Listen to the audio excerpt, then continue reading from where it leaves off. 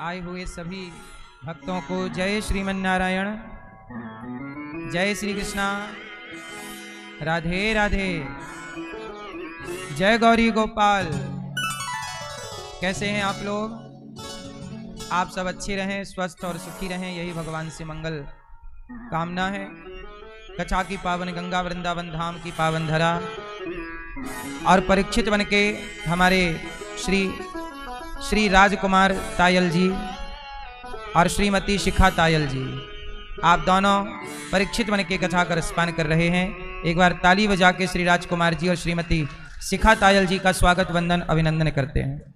आपने अपनी 21 पीढ़ी को तारने के लिए आपने जो कार्य किया है यह अति सराहनीय है। कई यज्ञ करने का जो पुण्य है वही भागवत सुनने का पुण्य है।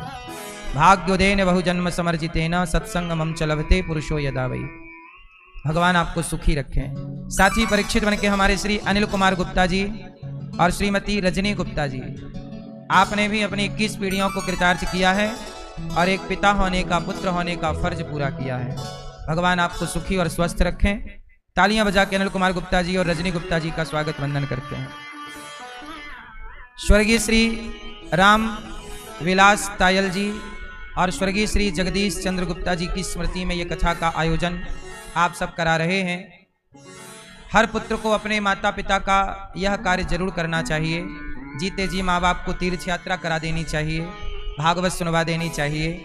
यदि आपने जीते जी नहीं सुनवाया है तो उनके मृत्यु के पश्चात भी यदि हम उनके निमित्त यह आयोजन करें, भागवत जी सुनाएं उनको, तो वह अपार सुख को पाते हैं।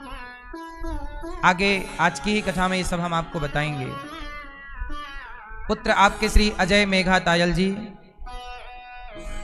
सुखी रहिए और रोहित दिव्या तायल जी, अनुश्री पल्लवी गर्ग जी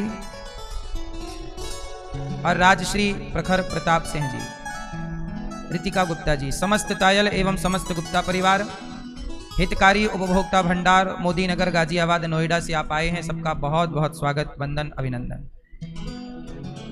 विराजी यहाँ पर भागवत जी के पोथी पाठ भी चालू हैं, आज से स्टार्ट हुए हैं। जो भक्तजन पोथी पाठ करा रहे हैं आप सबका भी बहुत बहुत साधुवाद। आपने अपने पितरों के लिए बड़ा सुंदर कार्य किया है, उनके कल्याणार्थ। अभी 19 जुलाई से 25 जुलाई पुनः भागवत जी के पोथी पाठ होंगे। आप भी अपने पितरों के लिए भागवत जी का पाठ करा सकते हैं। भागवत जी, भागवत, भा मतलब भा के कहे खुल जात भाग जीवन के, भागवत कितने अक्षर हुए? भा मतलब भा के कहे खुल जात भाग जीवन के। भागवत का जो भा है वह जीवन के सबके भाग्य को खोलने वाला है। भा के कहे खुल जात भाग जीवन के और गा के कहे से गुमान अर्थात अहंकार मिट जाता है। वाके कहे से बल और बुद्धि बढ़ती है और ताके कहे तकदीर बदल जाती है। तो जिसको अपनी तस्वीर और तकदीर बदलनी है वो भागवत श्रवण करते हैं और अपना लोक परलोक सार्थक करते हैं। कितने लोग ऐसे हैं जो कहते हैं कि हम बहुत परेशान थे पर भागवत सुनने के बाद सब ठीक हो गया। तो भाग के कहे भाग्य ही खुलता है भागवत सुनने से। इसलिए भागवत सबको सुननी चाहिए और यह सबके लिए। ये माने वह पाप कृतस्तु सर्वदा सदा दुराचारता विमार्ग गाहा क्रोधाग्नि दग्धः कुटिलाश्च कामिनः सप्ताह यज्ञेन कलौ पुनन्ति ते। कितना भी बड़ा पापी क्यों ना हो, भागवत से सबको मुक्ति प्राप्त होती है। मेरे संग सब लोग गाइए, सब बोलिए सच्चिदानंद सच्चिदानंद रूपाय विश्वोत्पत्त्यादिहेतवे विश्वोत्तापत्रय विनाशाय श्रीकृष्णाय वयं नुमः। सच्चिदानंद रूपाय विश्वोत्पत्त्यादिहेतवे तापत्रय विनाशाय श्रीकृष्णाय वयं नुमः। भागवत जी में 6 अध्यायों की महिमा है। भागवत जी की भागवत जी किसने सुनी? धुंधकारी नाम का एक बेटा था जो अपने माता पिता को बहुत मारता था, दुष्ट। और जब मारा तो डंडे से मारा पिता आत्मदेव थे धुंधकारी के, डंडे से मारा, इतना मारा कि पिता रोने लग गए। और जब माता पिता को मार करके वह, अच्छा धुंधकारी ने अपने माता पिता को मारा, फिर उसने क्या किया कि 5 स्त्रियों के संग ब्याह कर लिया और 5 ने धुंधकारी का धन लूट लिया। और वो तो 5 बांट करके वो तो गलत संगत में पड़ गया, गलत स्त्रियां मिल गईं। 5 ने धुंधकारी को मार डाला। अच्छा धुंधकारी को कैसे मारा? खटिया से बांध दिया 5 ने मिलके। ये शराब वराब पीने लग गया था, नशा करता, चोरी करता, गलत काम। एक दिन चोरी करके ले आया खूब सारा धन धुंधकारी। तो धुंधकारी की पत्नियां बोली कि ये तो नशेड़ी है, कल मर ही जाएगा, और यदि धन पकड़ा गया तो हम भी चक्की पीसेंगी जेल की, तो ऐसा करो कि अपन लोग बांट लो। तो वो स्त्रियां थी ही वैसी वाली, पैसे से बिक जाने वाली, उन्हीं के चक्कर में पड़ के ले आया था 5 ने धुंधकारी को खटिया से बांध दिया। खटिया समझते हैं? पलंग छोटा सा गांव का, खटिया से बांध दिया और 4 पाई से बांध करके और उसका गला दबाया 5 ने मिलके, एक बारी बारी। पर वो थोड़ा मजबूत था, मरा नहीं। 5 ने सोचा क्या करें कि मर जाएं, तो जलते हुए चूल्हे से अंगार ले आई। अंगार, जलता हुआ अंगार डाल दिया मुंह पे, बेचारा जल गया और मार डाला। और मार के जमीन में गड्ढा खोद कर फिनिश। धुंधकारी की ये गति क्यों हुई? धुंधकारी ने जिस मुंह से अपने माता पिता को गाली दी, वो मुंह उसका जल गया। सच बताएं, मैंने बहुत लोगों को यहीं देखा है सब कुछ, आपने भी देखा होगा। अपने माँ बाप को ना इस मुंह से गाली मत दिया करिए।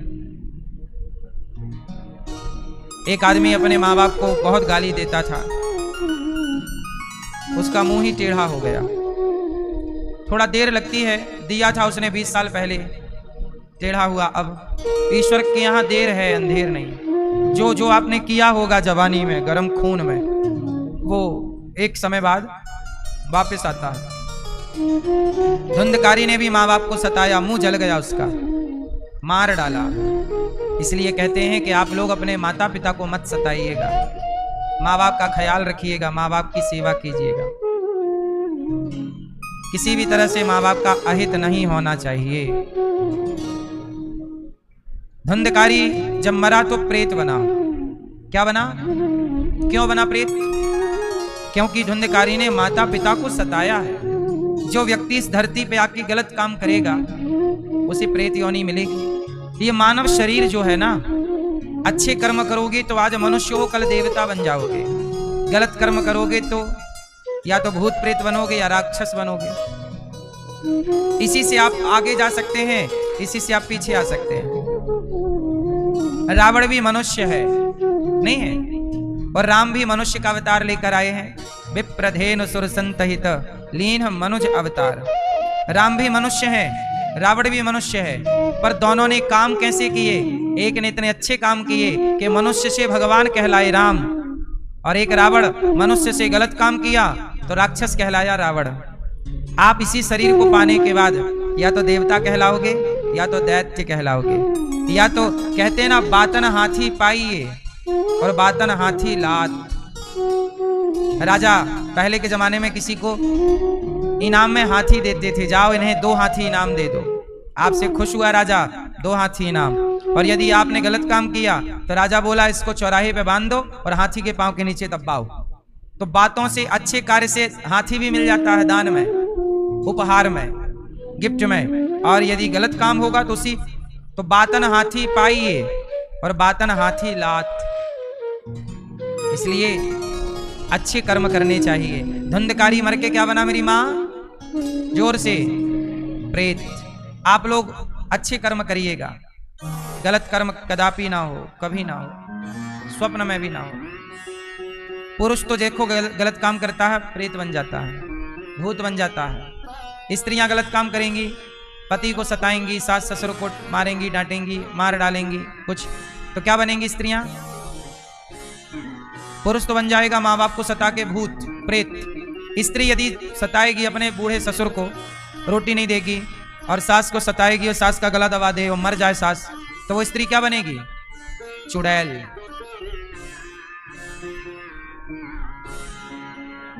तो पुरुष भूत बनेगा और स्त्रियां, तो आपको चुड़ैल तो नहीं बनना।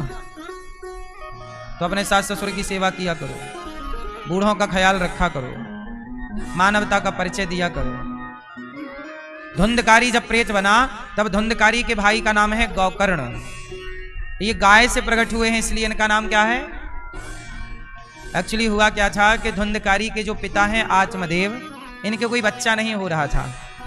तो ये संत जी जंगल चले गए तो रास्ते में एक संत जी मिले, कहा कि मुझे पुत्र नहीं हो रहा है। संत जी ने इनके भाग्य को पढ़ लिया कि तुम्हारे भाग्य में पुत्र से कोई सुख नहीं है, इसलिए भगवान ने तुम्हें पुत्र दिया ही नहीं। लेकिन ये जिद पे अड़ गए, नहीं नहीं हमें तो बेटा चाहिए, पुत्र चाहिए। तो संत जी तो संत थे, कहा कि तेरे भाग्य में पुत्र तो है नहीं, पर तू जिद करता है तो जा मैं तुझे एक फल दे रहा हूँ। एक फल दे दिया, कहा पत्नी को खिलाना। अच्छा, पत्नी का नाम था धुंधली, आत्मदेव जी की पत्नी को फल दिया, पर पत्नी धुंधली ने खाया ही नहीं। उसने फल खिला दिया गाय को। किसे दे दिया? तो गाय को कान गाय की तरह थे और शरीर मनुष्य का। बच्चा हुआ गाय को, नाम रखा गौकर्ण। गौकर्ण पंडितो ज्ञानी, गौकर्ण जी महान ज्ञानी हुए, बड़े ज्ञानी। और अब धुंधली को लगा मैंने तो फल खाया नहीं। पति पूछेंगे फल खाई थी तो पेट में कुछ है? तो वो धुंधली की बहन गर्भवती थी। धुंधली ने पैसे पकड़ाए, बहन ये पैसा तू रख और मुझे बेटा दे देना, तेरे तो खूब सारे हैं, ला। तो धुंधली के जब बेटा हुआ तो उसने अपना बेटा धुंधली को दे दिया, धुंधली की बहन ने। और जब बेटा दिया तो धुंधली ने उसी बेटे का नाम रखा धुंधकारी। अब देखो आत्मदेव जी की किस्मत में बेटा नहीं था, और जब बेटा नहीं था तो बेटा होने का फल भी दिया, तो पत्नी की बुद्धि ऐसी हो गई कि उसने फल नहीं खाया और बेटा आखिरी में नहीं ही हुआ। और जो बहन का बेटा लिया अपना मान करके, वो नालायक निकल गया और उसने खूब मारा।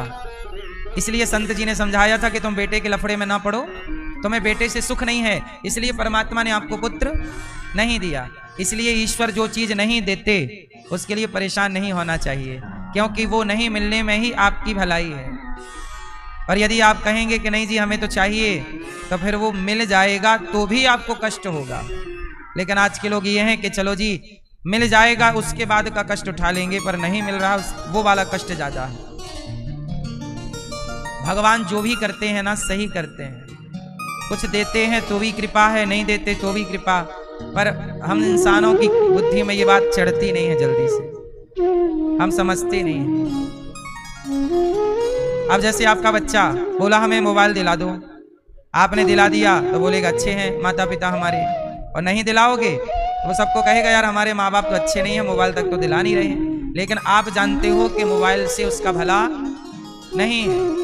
आपका बच्चा बोला गाड़ी दिला दो, आपने दिला दिया, बोलेगा अच्छा है, नहीं दिलाया तो बोलेगा यार हमारे माँ बाप तो अच्छे नहीं है, जबकि आप जानते हो कि अभी उसके लिए गाड़ी सही। ऐसे ही आप माँ बाप हैं, आपको पता है कि आपके बच्चे के लिए क्या सही है और क्या गलत है। ऐसे भगवान के लिए आप भगवान के बच्चे हैं और आप सबके माता पिता भगवान हैं। भगवान को पता है कि आपके लिए क्या सही है क्या गलत है, इसलिए जो दे रहे हैं, जो नहीं दे रहे हैं, वो भगवान ये जानकर दे रहे हैं या नहीं दे रहे। जो आपको सही है वो दे रहे हैं, जो आपके लिए गलत है वो नहीं दे रहे हैं। लेकिन इतनी सी बात हम समझ नहीं पाते और भगवान को आरोप लगाते हैं, अरे भगवान ने तो उन्हें दे दिया, देखो उनके पास कितना धन है, इनके पास नहीं है। भगवान ने उन्हें दिया हमें नहीं दिया, उनको दिया हमें, ऐसा लोग आरोप लगाते रहते हैं। इस धरती पे भगवान, अच्छा ये बताओ भगवान ही सब कुछ देते हैं कि कोई और है देने वाला? जोर से, जीवन कौन देता है, मृत्यु कौन देता है?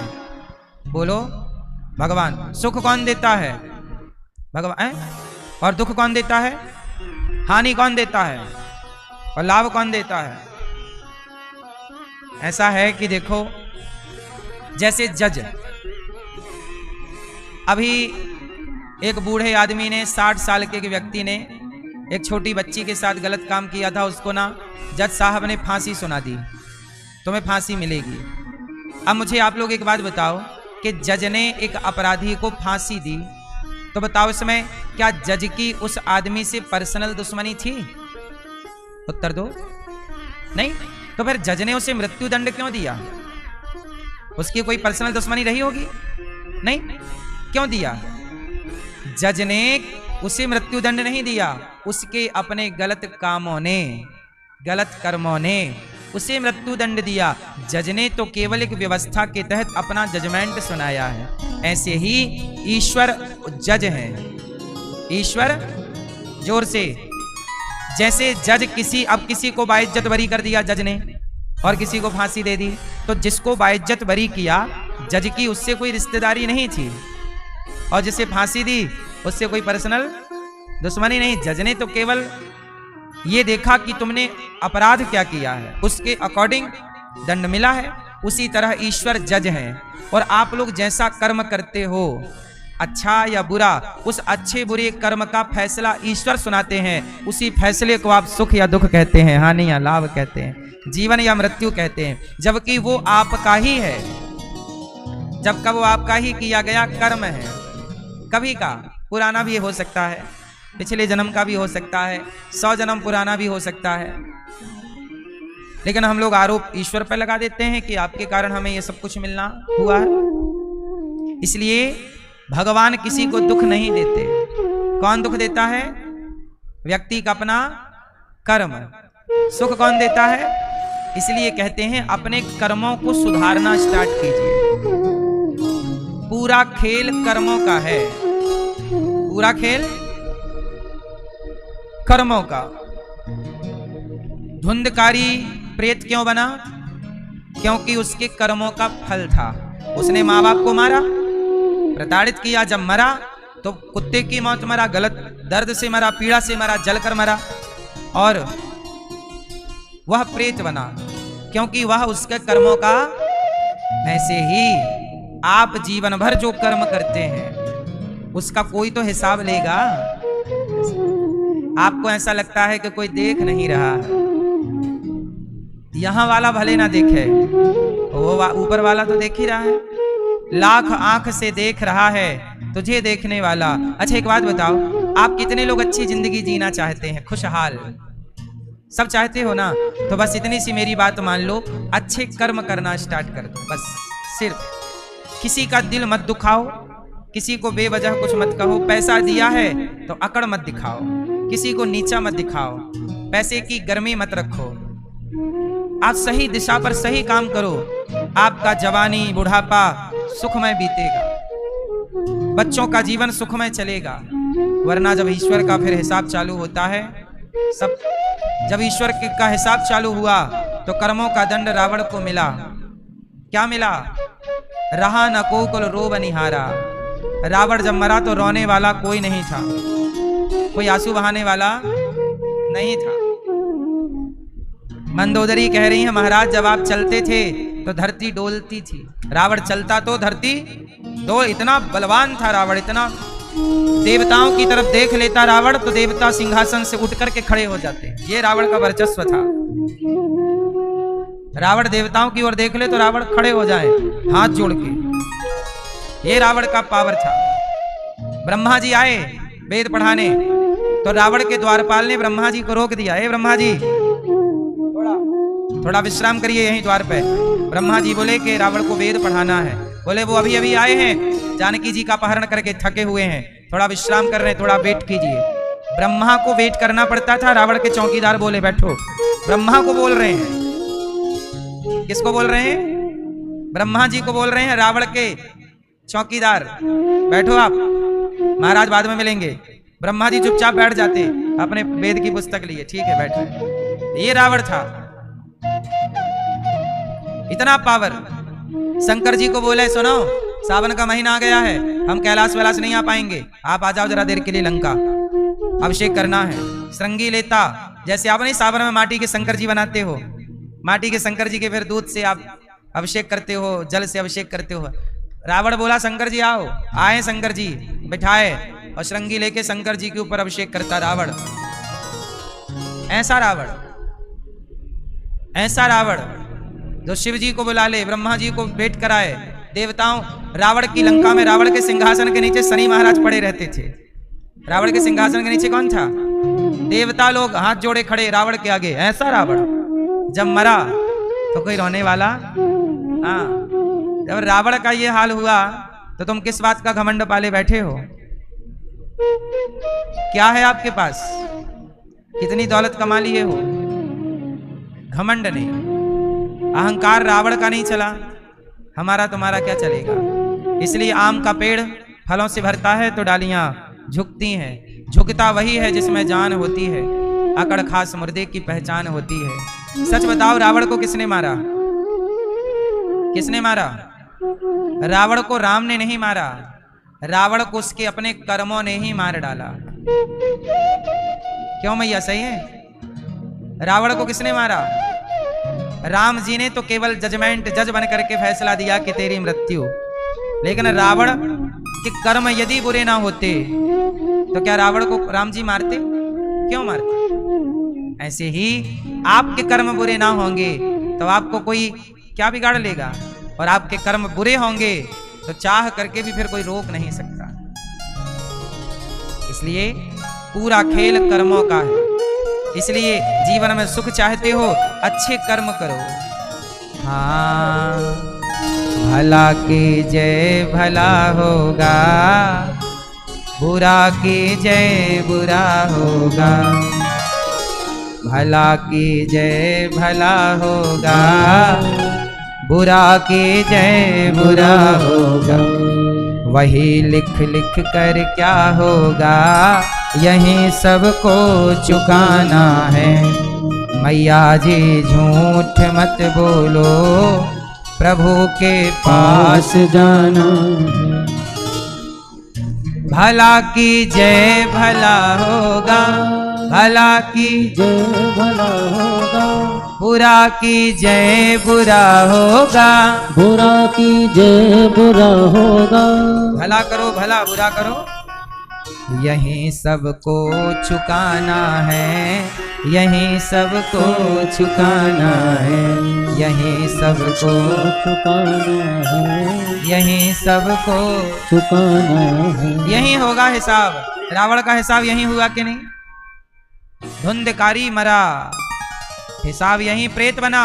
फिर जब प्रेत बना तब उसने अपने भैया गौकर्ण जी जो गाय से प्रकट हुए ना, उनसे बोला भैया मैं वो भटक रही उसकी आत्मा, तो भटकती आत्मा कुछ तो कहे।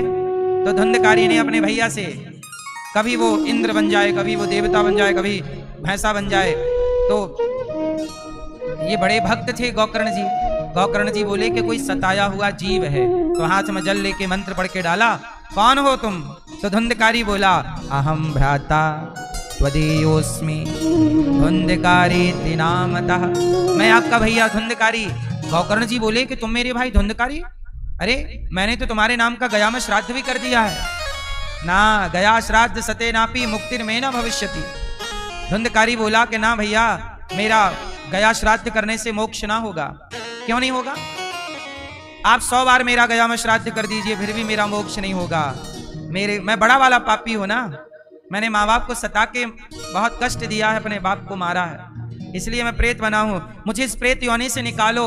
मुझे भूख लगती है, मुझे खा नहीं पाता, मुझे प्यास लगती है, पानी पी नहीं पाता, मैं बहुत कष्ट पा रहा हूँ। आप लोग कई बार आत्महत्या कर लेते हैं, बहुत कष्ट मिलता है प्रेत योनि में। ये भूत प्रेत योनि अच्छी नहीं होती, ऐसे कर्म नहीं करने चाहिए कि यहाँ जाओ। धुंधकारी बोला भैया हमें निकालो इस योनि से, हम प्रेत बन गए हैं। तब गौकर्ण जी बोले चिंता ना करो, मैं तुम्हारे मोक्ष का कोई साधन ढूंढता हूँ। तब सवेरे सवेरे गौकर्ण जी ने भगवान सूर्य से प्रार्थना की कि हे सूर्य भगवान, मेरा भाई बड़ा दुष्ट था पर था तो भाई, आप कृपा करिए बताइए कि मेरे भाई प्रेत योनि में चला गया है, अब मेरे भाई का उद्धार कैसे होगा। तब सूर्य भगवान ने कहा कि आपके भाई का उद्धार भागवत श्रवण करने से होगा। तब गौकर्ण जी ने तुरंत भागवत जी की योजना बनवाई और सब देश देशांतरों में निमंत्रण कार्ड भेजा, ऋषि मुनियों को बुलवाए और प्रेम से गौकर्ण जी ने अपने भैया धुंधकारी को भागवत सुनवाई। और जब पहले दिन की कथा सुनी तो धुंधकारी हवा प्रधान थी, तो वह बांस की एक ग्रंथि में जाके बैठ गया। पहले दिन की कथा हुई तो बांस की एक गांठ खुल गई, दूसरे दिन की कथा में बांस की दूसरी गांठ खुली, तीसरे दिन की कथा में तीसरी, चौथे दिन की कथा में चौथी। 7वां दिन आया, कथा पूरी हुई, एक दिव्य पुरुष कथा के बीच में प्रकट हो गया। विमान आया, विमान पर बैठकर जब जाने लगा तो गौकर्ण जी ने रोका, रुको भाई कौन हो? तब कहा गौकर्ण जी आप भैया आपका धन्यवाद, मैं आपका भाई धुंधकारी हूं। गौकर्ण जी ने कहा कि भाई तुम तो प्रेत थे, तुम तो अब देवताओं की तरह शरीर पाकर वस्त्र पहन के विमान पर जा रहे हो, कैसे? तब धुंधकारी ने कहा कि जो आपने मुझे भागवत सुनवाई, इस भागवत के श्रवण मात्र से मैं प्रेत की योनि से निकलकर एक दिव्य देवताओं की तरह शरीर पाकर अब मैं भगवत धाम जा रहा हूं, वैकुंठ जा रहा हूं। गौकर्ण जी की वहां पर सभी श्रोताओं ने जब ये दृश्य देखा तो गौकर्ण जी से अब धुंधकारी तो चला गया, तो जाते जाते गौकर्ण जी ने कहा, धुंधकारी कुछ जनता जनार्दन के लिए तो कहो। तब धुंधकारी ने जाते जाते क्या कहा वो जरा आप सुनिएगा। गौकर्ण जी ने कहा, धुंधकारी ने कहा कि दुनिया वालों सुनो, हम लोग भोजन बनाते हैं, सवेरे का बनाया भोजन शाम तक बिगड़ जाता है, नहीं दाल महकने लग जाती है, साग में दुर्गंध पैदा हो जाती है, नहीं सुबह का बना भोजन शाम तक बिगड़ जाता है। जरा सोचिए कि सुबह का बना भोजन शाम तक बिगड़ जाता है, उसी भोजन से बना हुआ ये शरीर कब तक चलेगा?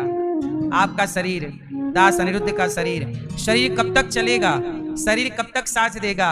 इसलिए जब तक शरीर साथ दे रहा है तब तक प्रभु का चिंतन कर लीजिए, अच्छे कर्म कर लीजिए। एक समय बाद आपका शरीर जब आपका साथ नहीं देगा तब अच्छा करना चाहोगे भी तो भी कर नहीं सकते। इसलिए भोजन सवेरे से का बना शाम को नष्ट हो रहा है, तो उसी दाल चावल सब्जी रोटी खीर पूरी बादाम काजू से तो तुम बने हो। खाना पीना बंद कर तो देख लो हालत। तो आपके शरीर में जो भी शक्ति है वो खाने पीने से तो है, तो वो खाना पीना कितना आपको शक्तिशाली बनाएगा। इसलिए धुंधकारी ने कहा कि मैंने बहुत घमंड किया था, प्रेत बन गया, आप लोग ऐसे कोई काम मत करना कि गलत योनि में चले जाओ। तब सबने गौकर्ण जी तो धुंधकारी तो चला गया, मोक्ष पा लिया भागवत सुन के।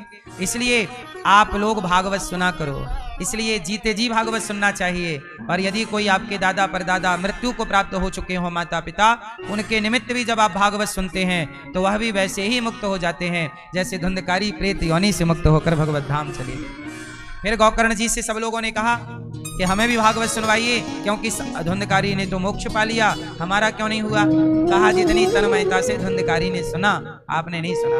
तब दूसरी बार वहां भागवत जी हुई और गौकर्ण जी ने भागवत सुनवाई, तो हर जीव जंतु भी भगवत धाम, भागवत सुन के सब भगवत धाम गए। तो ये भागवत की महिमा है। देवता भी तरसते हैं। एक बार जब परीक्षित जी भागवत सुन रहे थे तो देवता आए और कहा कि हमें भागवत सुनाओ। तब सुखदेव जी ने कहा, क्वा सुधा क्व कथा लोके क्व कांचः क्व मणिर्महान। ए देवराज इंद्र, आप स्वर्ग के अमृत को लाए हैं पर हम आपको भागवत नहीं देंगे। स्वर्ग के राजा देवराज इंद्र को भी सुखदेव जी ने भागवत नहीं सुनवाई। क्यों? आप अधिकारी नहीं। भागवत सुनने का अधिकारी कौन? भागवत सुनने का अधिकारी कौन है? जिसके अंदर श्रद्धा है, जिसके अंदर प्रेम है। आपके अंदर प्रेम है भगवान के लिए, श्रद्धा है, तब आप भागवत सुनिए। और जिसके अंदर श्रद्धा नहीं, प्रेम नहीं, वो भागवत समझ ही नहीं पाएगा बेचारा। देवराज इंद्र को नहीं सुनवाई तो देवराज इंद्र ने ब्रह्मलोक में तराजू बांधी, एक पलड़े पर भागवत को रखकर दूसरे पलड़े पर स्वर्ग के तमाम सुखों को रखकर तौला, तो भागवत जी का पलड़ा भारी था। अहंकार इंद्र का भी नष्ट हो गया। इंद्र चरणों में गिरे, तब भागवत जी से भगवान प्रकट हो गए। बोलिए भागवत भगवान की। सुखदेव जी प्रकट हो गए और जंगल की ओर गए तपस्या करने, भगवत चिंतन करने। अब देखो, देवताओं, जब राजा परीक्षित जी को सुखदेव जी ने भागवत सुनाई, इंद्र का अहंकार मिटा, सनकादियों के बीच भगवान प्रकट हुए। सनक सनंदन सनातन सनत कुमारों ने नारद जी को भागवत सुनवाई। भागवत सुनी, सबका संदेह दूर हुआ। भक्ति परेशान थी, तब भक्ति महारानी को भागवत सुनवाई, भक्ति का दुख दूर हुआ। ज्ञान वही भागवत किसने सुनी? भक्ति ने। एक बार भक्ति भी उदास बैठी यहीं वृंदावन में। नारद जी निकले, नारायण नारायण। तो नारद जी की नजर एक महिला पे पड़ी, उदास थी। एक बुढ़ा यहाँ सो रहा, एक बुढ़ा यहाँ। नारद जी ने कहा, देवी आप कौन हैं? कहा कि अहम भक्ति रीतिख्याता इमऊ में तनयऊ मतऊ। महाराज मेरा नाम भक्ति है, ये मेरे दो बेटे हैं ज्ञान वैराग्य, ये पुत्र दोनों मेरे हैं। कहाँ से आई हो तुम? उत्पन्ना द्रवणेशाहम वृद्धिम कर्णाटके गता क्वचित क्वचिन महाराष्ट्रे गुर्जरे जीर्णताम गता। हम द्रविड़ देश में उत्पन्न हुई, वृद्धिम कर्नाटके, कर्नाटक में पली बढ़ी, महाराष्ट्र में हमें कहीं कहीं सम्मान मिला, गुजरात में तो हम बुढ़ी सी हो गई, और वृंदावन जब से आई है तब से थोड़ा अच्छी है। ऐसा किसने कहा? भक्ति ने कहा। अब ये गुजरात क्या है, द्रविड़ क्या है? उत्पन्ना द्रविणे साहम, हमारे हृदय में भक्ति उत्पन्न होती है। वृद्धिम कर्नाटके, जब कानों से कथा सुनोगे तो हृदय की भक्ति बढ़ेगी कि घटेगी? कथा सुनने से भक्ति कम होती है कि ज्यादा? हाँ, तो भक्ति सबके यहाँ है। कानों से कथा सुनो तो भक्ति बड़ी होगी। और गुजरात, गुजर गई रातें, एक रात गुजर गई किसके बिना? भगवान के भजन के बिना। यदि आपका ध्यान भगवान से हट गया तो देख लेना आपका ध्यान गलत जगह पे लगेगा, गलत कामों में लगेगा। इसलिए हम कहते हैं कि अपने चित्त को भटकाओ ना। बूढ़ी हो जाएगी आपके अंदर की भक्ति यदि आपका मन भजन से हटके और गलत दिशाओं में लग गया तो। आजकल लोगों का मन कहाँ लगता है जाता है ना? आजकल लोग कहते हैं काम में मन नहीं लगता, सबको मोबाइल पे जुआ खेलना है, जुआ वाला ऐप डाउनलोड कर रखा है, सबको जुआ खेलना है, सट्टा, सबको जल्दी बड़ा आदमी होना है। मेहनत करके बड़ा आदमी किसी को नहीं बनना आजकल मेहनत से बड़ा आदमी नहीं बनना चाहता कोई, रातों रात बड़े आदमी हो जाए। तो चलो जुआ का ऐप डाउनलोड कर लिया और जुआ खेल रहा है, और जुआ खेलने के चक्कर में लाखों हार गया। जो घर की पूंजी थी वो भी खत्म, ना घर का रहा ना घाट का। अरे जुआ खिलाने वाले जो ऐप होते हैं वो अपने कमाई के लिए बने हैं, तुम्हारे लिए नहीं बने हैं। इतनी सी बात तुम नहीं समझ पाए तो तुम बेवकूफी तो हो एक नंबर के। इसलिए कहता हूं मेहनत पे भरोसा करो। आप मेहनत कीजिए, अच्छी प्लानिंग कीजिए, और कोई जुआ खिलाए भी वो कहे कि जीत जाओगे हम आपको 10 लाख जिता देंगे, जुआ का पैसा जीत भी जाओ और आपके पास 10-5 लाख आ भी जाए तो वो पैसा आपको फलेगा नहीं। अच्छा बताओ, जुए का पैसा दुर्योधन ने जीत तो लिया था, पांडवों के साथ क्या खेला था? दुर्योधन ने पांडवों के संग जुआ खेला और जुए में जीत लिया, पूरा राज्य जीत लिया था पांडवों का। दिल्ली जिसे आप कहते हो, ये आज की दिल्ली इंद्रप्रस्थ हुआ करती थी, ये धर्मराज युधिष्ठिर की बसाई है। धर्मराज युधिष्ठिर जी को बंटवारे में यही मिली थी।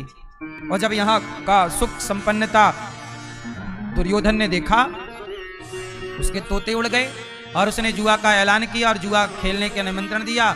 और धृतराष्ट्र महाशय ने कह दिया कि बेटा धर्मराज जरा भैया खेल लो। तो खेला और खेल में पूरा जुआ हार गए। कौन हार गया?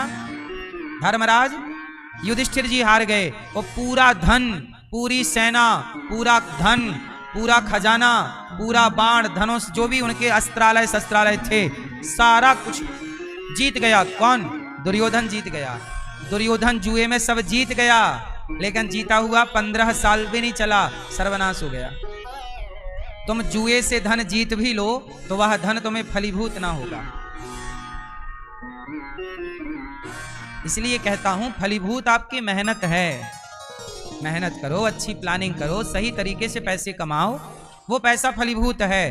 वो एक पैसा होता है जो आपके सामने आता है और आपके सामने नष्ट हो जाता है, लेकिन एक पैसा होता है जो पीढ़ियों तक चलता है। क्यों? सही है ना? एक पैसा कैसे चलता है?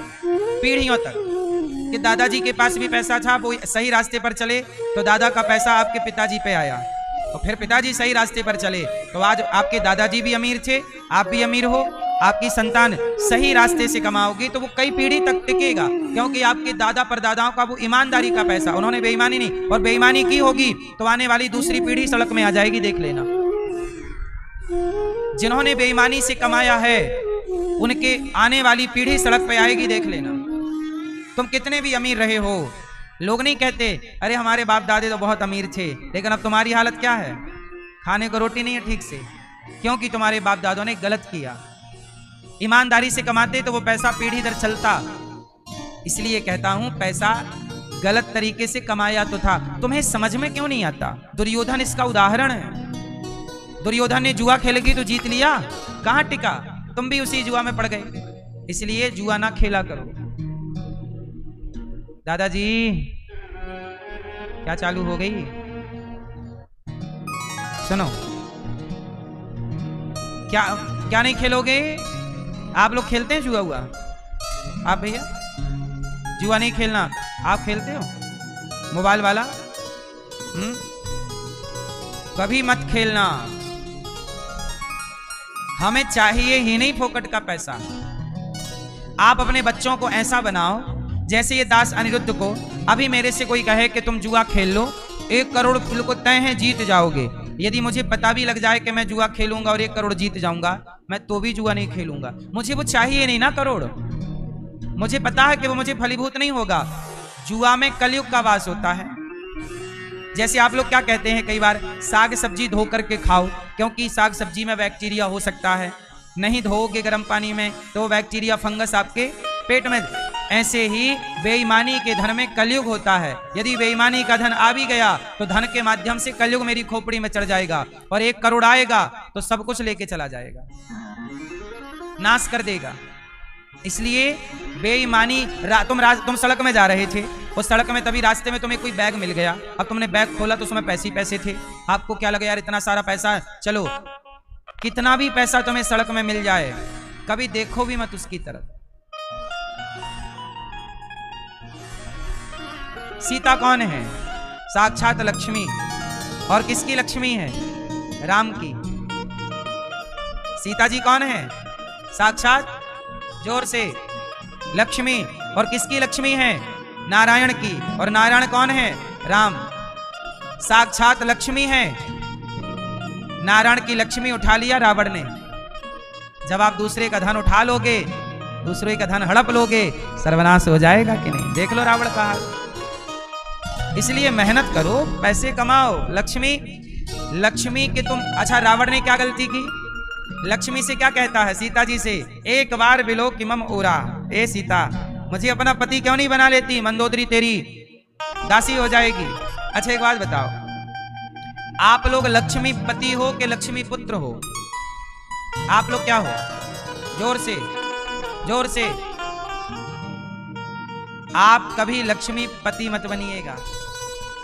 लक्ष्मी पति केवल एक है, नारायण।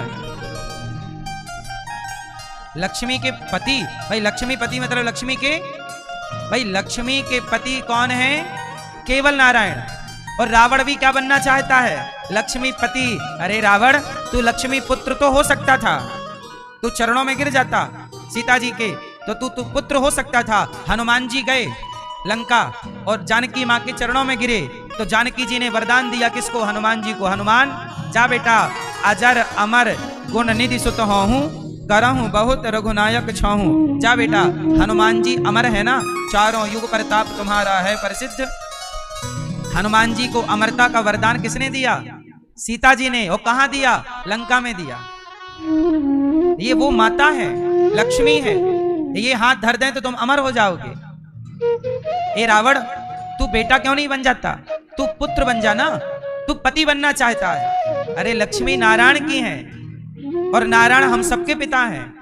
लक्ष्मी हम सबकी माता है। तू कैसा पंडित है, तू कैसा बुद्धिमान है, तू कैसा ज्ञानी है, अपनी माता से कहता है मेरे से ब्याह कर लो? कैसी बात कर रहा है? इसलिए रावण के ज्ञान को कोई सराहता नहीं है।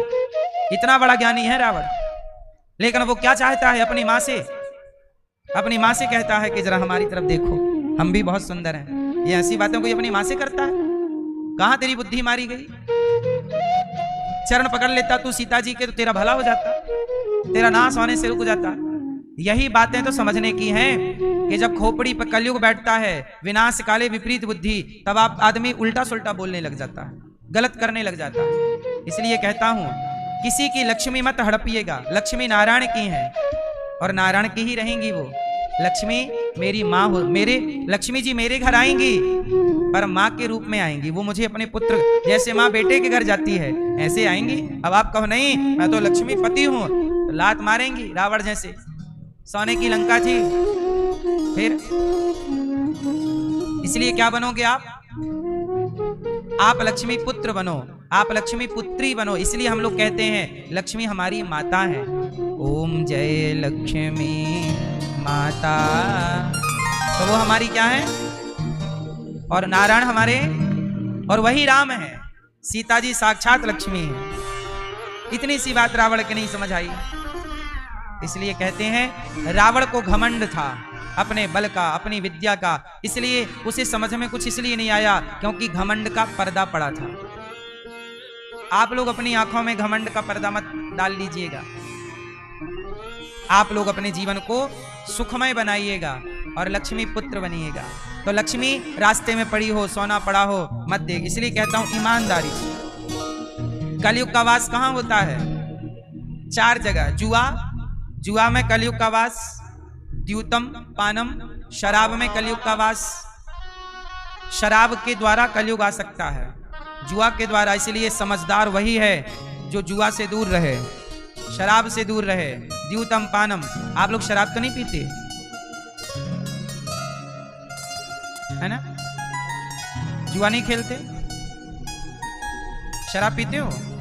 नहीं, आप बिल्कुल नहीं पीते। कलयुग का वास है, याद रखिएगा। कलयुग का वास 4 जगह है। जुआ, वो तो आप खेलते नहीं होंगे। शराब आप पीते नहीं होंगे, छोड़ दी कब से। द्यूतम पानम स्त्रियः।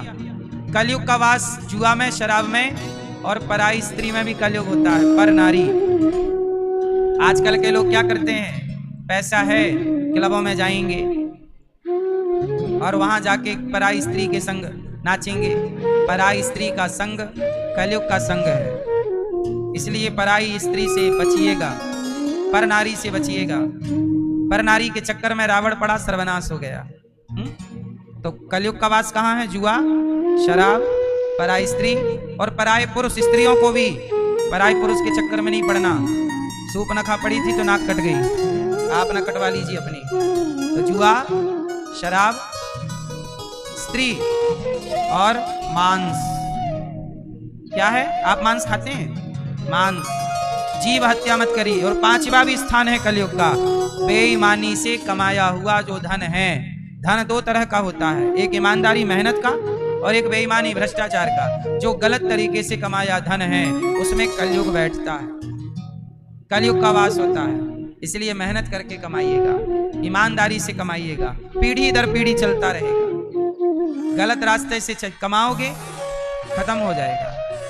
क्यों? ये बात सही है ना? इसलिए धर्म ना छूटे। तो भक्ति महारानी उदास बैठी वृंदावन में, ज्ञान वैराग्य परेशान। नारद जी से कहा भक्ति ने कि मैं बहुत परेशान हूं, क्या करूं? तब नारद जी ने सनकादियों से कहा कि भक्ति बड़ी परेशान है, बताओ क्या करें? तब नारद जी से सनकादियों ने कहा कि भक्ति को भागवत सुनवाओ। और हरिद्वार की पावन धरती पर जब भागवत जी का आयोजन हुआ तो भक्ति महारानी भी वृंदावन से भागवत सुनने गई और भागवत की महिमा सुनकर भक्ति ज्ञान वैराग्य का दुख दूर हो गया केवल भागवत जी की महिमा से। केवल महिमा से। सदा सेव्या श्रीमद् भागवती कथा। भागवत कितनी बार सुननी चाहिए? कितनी बार सुननी चाहिए भागवत? बार बार। पिबत भागवतम रसमालयम मुहुरहो रसिका भुवि भावुका। बार बार भागवत सुनते रहो। सदा सेव्या। भागवत सुनकर के भक्ति का सारा दुख दूर हो गया और भक्ति ताता थैया करके नाचने लग गई। भक्ति महारानी झूम झूम के नाचने लग गई और नाचते नाचते क्या कहने लग गई? भरी सभा में कह सकते हैं प्यार करना ही है तो जगत से क्यों, जगन्नाथ से क्यों नहीं? तो भगवान से क्या कहोगे? भरी सभा में कह सकते हैं आई लव यू सरकार हमारे, दो ही रिश्ते मैया तुम्हारे कितने रिश्तेदार। मैया ओ मोबाइल वाली मैया बैठ जाओ मेरी माँ।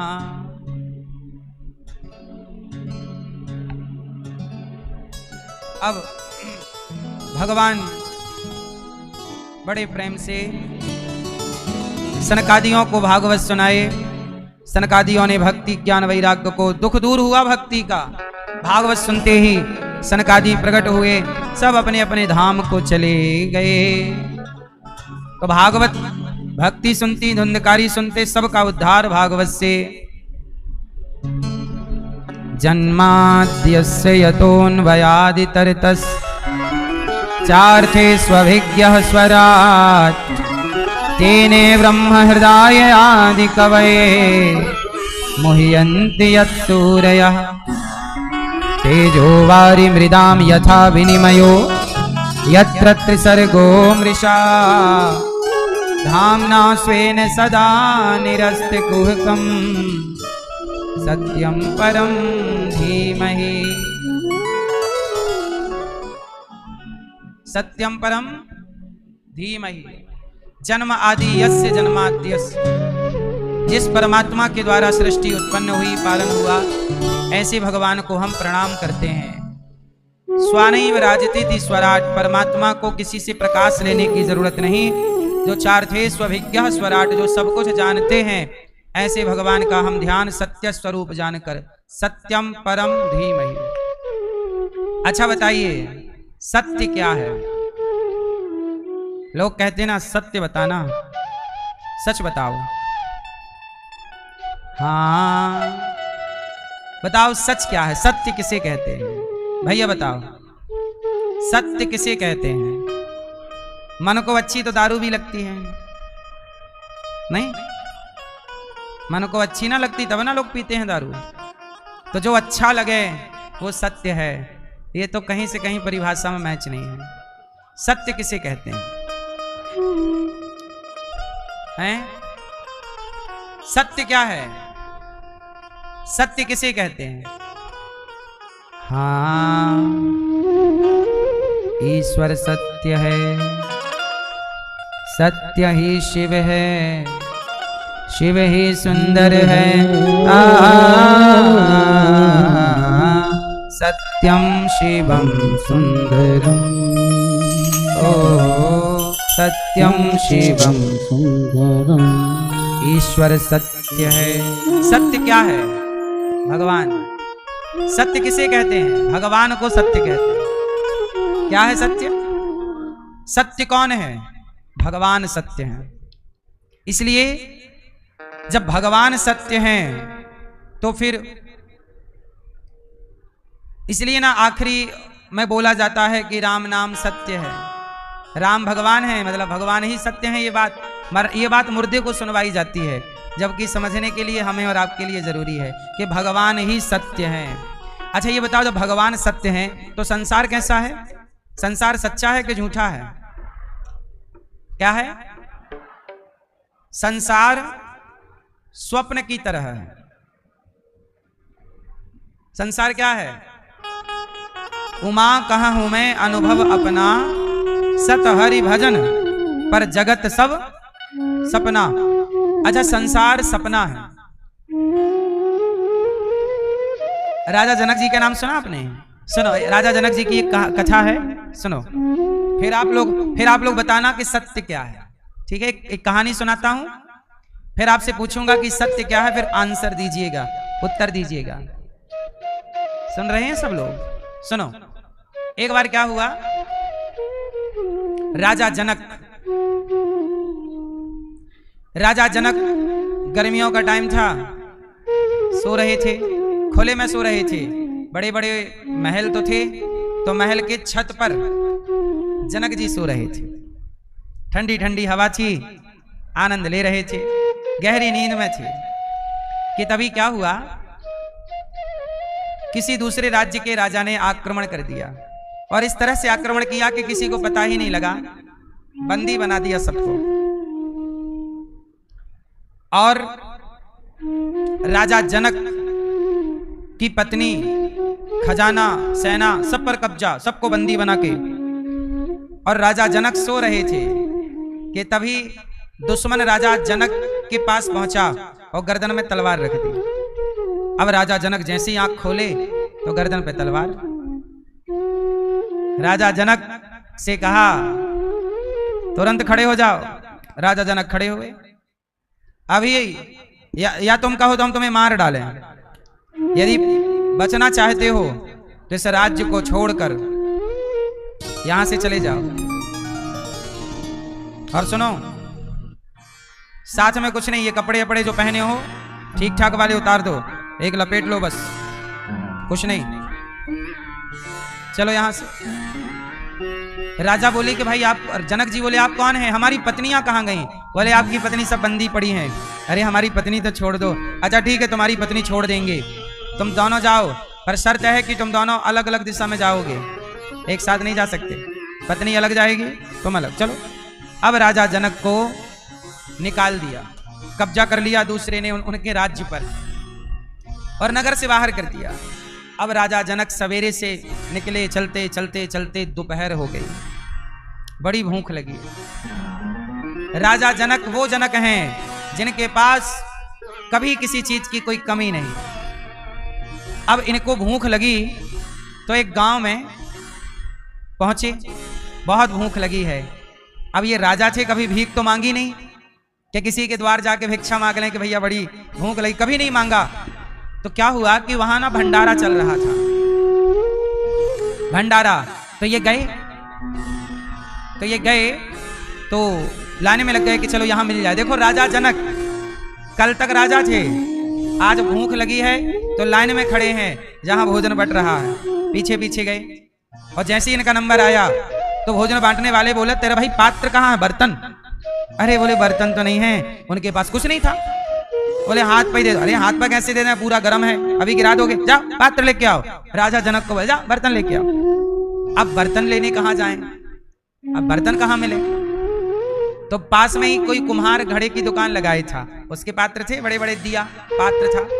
अब जनक जी गए, भैया एक पात्र दे दो, भोजन बट रहा, बड़ी भूख। कुम्हार बोला चलो पैसे लाओ। अरे पैसे तो नहीं है। तो फिर पैसे नहीं, फ्री में दे दें, चलो। अब दिए, वहां पर कुम्हार की दुकान के पास ना जो चीज फूट जाती थी तो फूटा हुआ घड़ा पड़ा था, तो घड़े का आधा हिस्सा बर्तन जैसा तो हो ही जाता है, कुछ भी रख के आप खा सकते हैं। वो घड़ा का फूटा हुआ टुकड़ा जनक जी घड़े का हिस्सा टूटा हुआ लेकर फिर से लाइन में लगे। और जब लाइन में लगे और जैसे ही उनका नंबर आया तब तक भोजन खत्म। अब जनक जी का बर्तन तो हाथ में है पर आखिरी बचे भोजन नहीं है, खत्म। कहा चलो अब कल आएगा, अब भंडारा कल होगा, चलो। अब जनक जी आगे चले। अब भूख तो लगी ही है कि तभी क्या हुआ, उन्हें किसी ने आवाज दी, अरे यहां। तो वहां पे एक साधु जी थे। साधु जी बोले यहां तुम्हें भूख लगी है? ऐसा है कि मैंने ले रखा है भोजन वहीं भंडारे से, लो आधा तुम खाओ। हाँ हाँ हाँ, बड़ी कृपा होगी, बहुत भूख लगी है, लाइए लाइए। साधु जी ने अपना भोजन आधा लिया और आधा इनके वो मिट्टी का जो इनके पास घड़ा टूटे का बर्तन था, आधा उसमें डाला। और जैसे ये टूटे से घड़े में इनको भोजन मिला, ये बहुत खुश हो गए कि चलो भोजन तो मिला। और जैसे ही ये मुंह पे भोजन लेके गए वैसे ही इनकी नींद खुल गई। और जब नींद खुली तो देखा, अरे ये तो एक सपना था, ये तो एक सपना था। और जब सपना टूटा, नींद टूटी, तो देखा कि वो महलों में पड़े थे, मखमल का गद्दा था, सोने का पलंग था, दास दासियां पलक पंखा झलका रही हैं, महलों में है वो। अब तो उनका मन ना लगे, तुरंत इमरजेंसी मीटिंग बुलाई सभी विद्वानों की, आओ सब संतो, महाराज आज मैंने गजब सपना देखा। क्या सपना? ये देखा कि आज मेरे राज्य को किसी ने जीत लिया और मैं चला तो मुझे खाने को रोटी नहीं मिली, कहीं भोजन मिला तो पात्र नहीं था और पात्र था तो भोजन नहीं था, मैं भोजन के लिए छटपटा। अब बताइए, आंख खुली तो मैं राजा हूं, आंख खुली तो मैं, जोर से आंख खुली तो मैं, और आंख बंद थी, सपना था तो मैं भिखारी था। अब बताइए कि मैं भिखारी हूं कि राजा हूं, इन दोनों में सत्य क्या है? प्रश्न आपसे उत्तर दो। जनक जी की आंख खुली तो राजा है और आंख बंद थी तो क्या थे? भिखारी। अब बताओ रियल में वो भिखारी हैं कि राजा हैं? क्या सत्य है? आंसर भैया बताएंगे। क्या सत्य है, भिखारी के राजा? भिखारी सत्य है, आप बताओ। राजा सत्य है, आप बताओ। राजा, आप बताइए। भिखारी, आप बताइए। राजा, आप बताओ बेटा। भैया बताएंगे सब, मैया बताएंगे, हमारी चश्मा वाली मैया। क्या सत्य है? जोर से, जोर से। अब राजा ने बड़े बड़े विद्वानों को बुलाया और पूछा कि बताओ सत्य क्या है, मैं राजा हूं कि मैं भिखारी हूं? क्योंकि मैं ही दोनों था, अब मैं क्या हूं? बड़े बड़े विद्वानों से पूछा तो बड़े बड़े विद्वानों ने आप लोगों की तरह आंसर दिया। कोई बोला कि आप भिखारी थे, वही सत्य था। किसी ने कहा आप राजा थे, वही सत्य है। पर राजा को संतुष्टि ना हुई कि भाई ये आंसर सही नहीं है। तभी उनके द्वार पर अष्टावक्र जी आए। कौन आए? अष्टावक्र जी। जब अष्टावक्र जी आए तो राजा सिंहासन से उतरे और चरणों में बैठ के कहा, महाराज बताइए ये सत्य है कि वो सत्य था? तब अष्टावक्र जी मुस्कुराए, बोले, राजन ना ये सत्य है ना वो सत्य था। कैसे? बोले, आंख खुली तो रात का सपना टूट गया, और जिस दिन आपकी आंखें सदा के लिए बंद होंगी ये दिन का सपना भी टूट जाएगा। भिखारी थे, ये सपना तब टूटा जब आंखें खुली, और जिस दिन तुम्हारी आंखें सदा के लिए बंद होंगी तो तुम राजा हो, ये वाला सपना भी। सच बताओ, आंख बंद होते ही आपके ये जीवन का सपना टूटेगा कि नहीं? तो ना वो अपना ना ये अपना, तो अपना क्या? बोले, भगवान अपने हैं, बाकी ये सब सपना है। इसलिए एक भगवान के सिवा कोई सत्य नहीं है। ईश्वर सत्य है। ना जागृत में देखा गया वस्तु जगत सत्य है, ना स्वप्न में देखा गया जगत सत्य है। आंख खुलने में रात का सपना भंग हो जाता है, और आंख बंद होने पर दिन का सपना भी भंग हो जाएगा, अर्थात टूट जाएगा। आप बताइए, जितने लोग मर गए उनका सारा सपना टूट गया कि नहीं? फिर तो ये संसार फर्क इतना है कि वो सपना हम आंख बंद करके देखते हैं, और ये संसार का सपना आंख खोल करके देखते हैं। है दोनों ही सपने। इसलिए कहता हूं संसार एक स्वप्न है। तुलसीदास जी ने ये बात कही कि सत हरि भजन जगत सब, इसलिए संसार को अपना ना कहो। आप लोग ऐसे टूट पड़ते हैं, मेरा मेरा मेरा, नहीं, ये सब कुछ सपना है। अच्छा ये बताओ, आपका लड़कपन आपके लिए क्या है?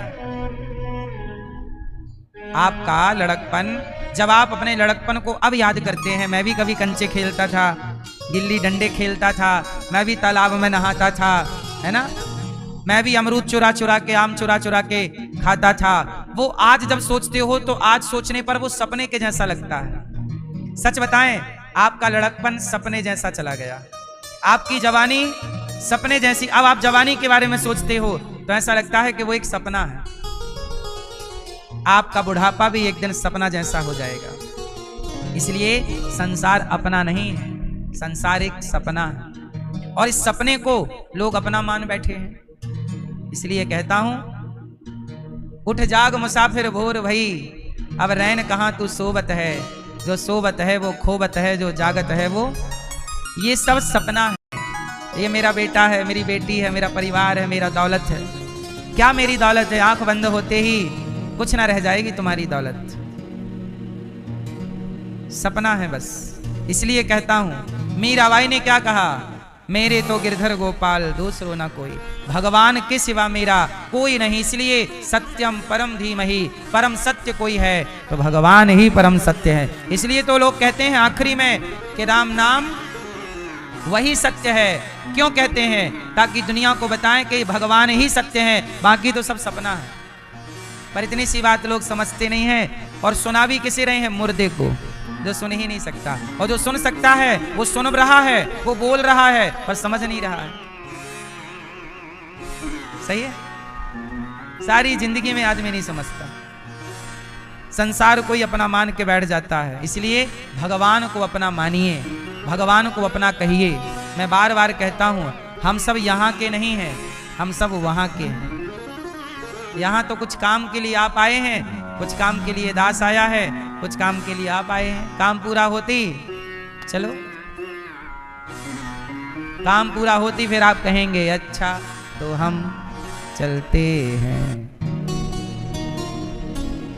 यहां तो पूछा जाएगा फिर कब मिलोगे, फिर वहां की यात्रा में तो फिर ये ना पूछा जाएगा फिर कब मिलोगे, वहां नहीं मिलेंगे।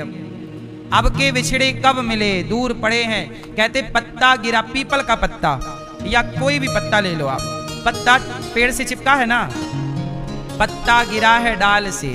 सुनिएगा मैया, नींद आए तो बता देना, लोरी सुनाएंगे। पत्ता गिरा है डाल से, ले गई पवन उड़ाए। पत्ता गिरा है डाल से, ले गई पवन उड़ाए। अब के बिछड़े कब मिले, दूर पड़े हैं जाए। मृत्यु के बाद ऐसा बिछड़ना है कि उसके बाद फिर कोई किसी को कभी नहीं मिलता।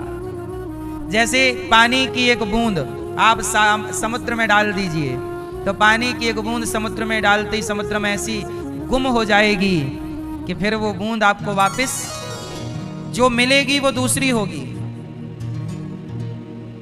वही ना होगी। ऐसे ये संसार एक बार मिला है, ये मानव जीवन एक बार मिला है, परिवार एक बार मिला, इसलिए परिवार के साथ अच्छे से रहो, अच्छे से बातें करो। माँ एक बार मिली है, माँ से बात कर लो। पिता एक बार मिला है, पिता से बात कर लो, अच्छे से बात कर लो, रह लो, जी लो, अच्छे से रह लो, क्योंकि इसके बाद फिर आपकी माँ केवल फोटो रह जाएगी, पिता की तस्वीर रह जाएगी, आपकी और हमारी भी एक दिन सिर्फ तस्वीर रह जाएगी। कोई भी यहाँ फिर कब मिलता है, दूर पड़े हैं जाए। इसलिए कहता हूँ जगत से मोहब्बत ना कीजिएगा, रोना पड़ेगा। भगवान अपने हैं।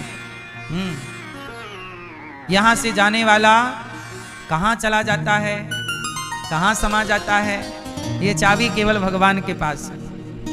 मुझे यहाँ भेजा है उन्होंने, जाओ।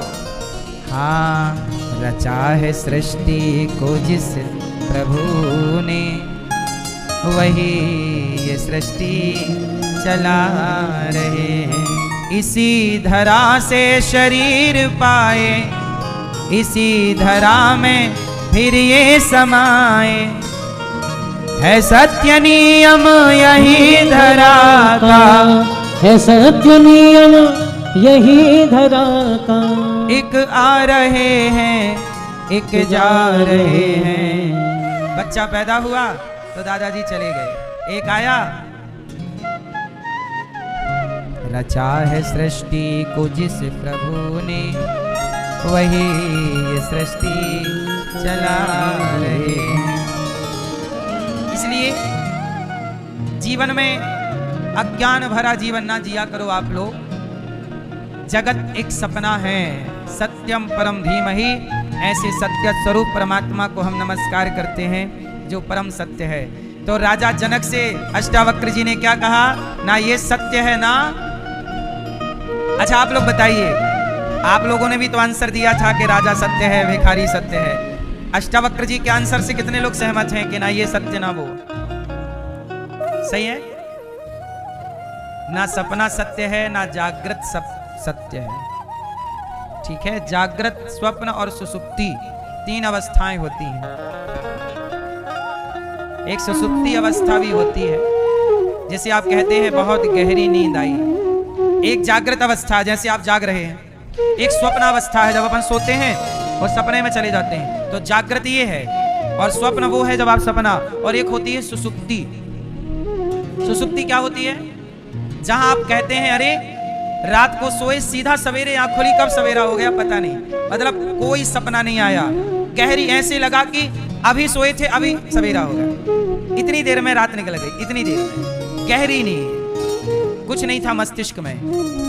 कई बार आप सोते हैं पर मस्तिष्क में चलता है कुछ, वो स्वप्नावस्था या वो जागृत अवस्था होगी। सुसुप्ति अवस्था में साइलेंट है सब कुछ।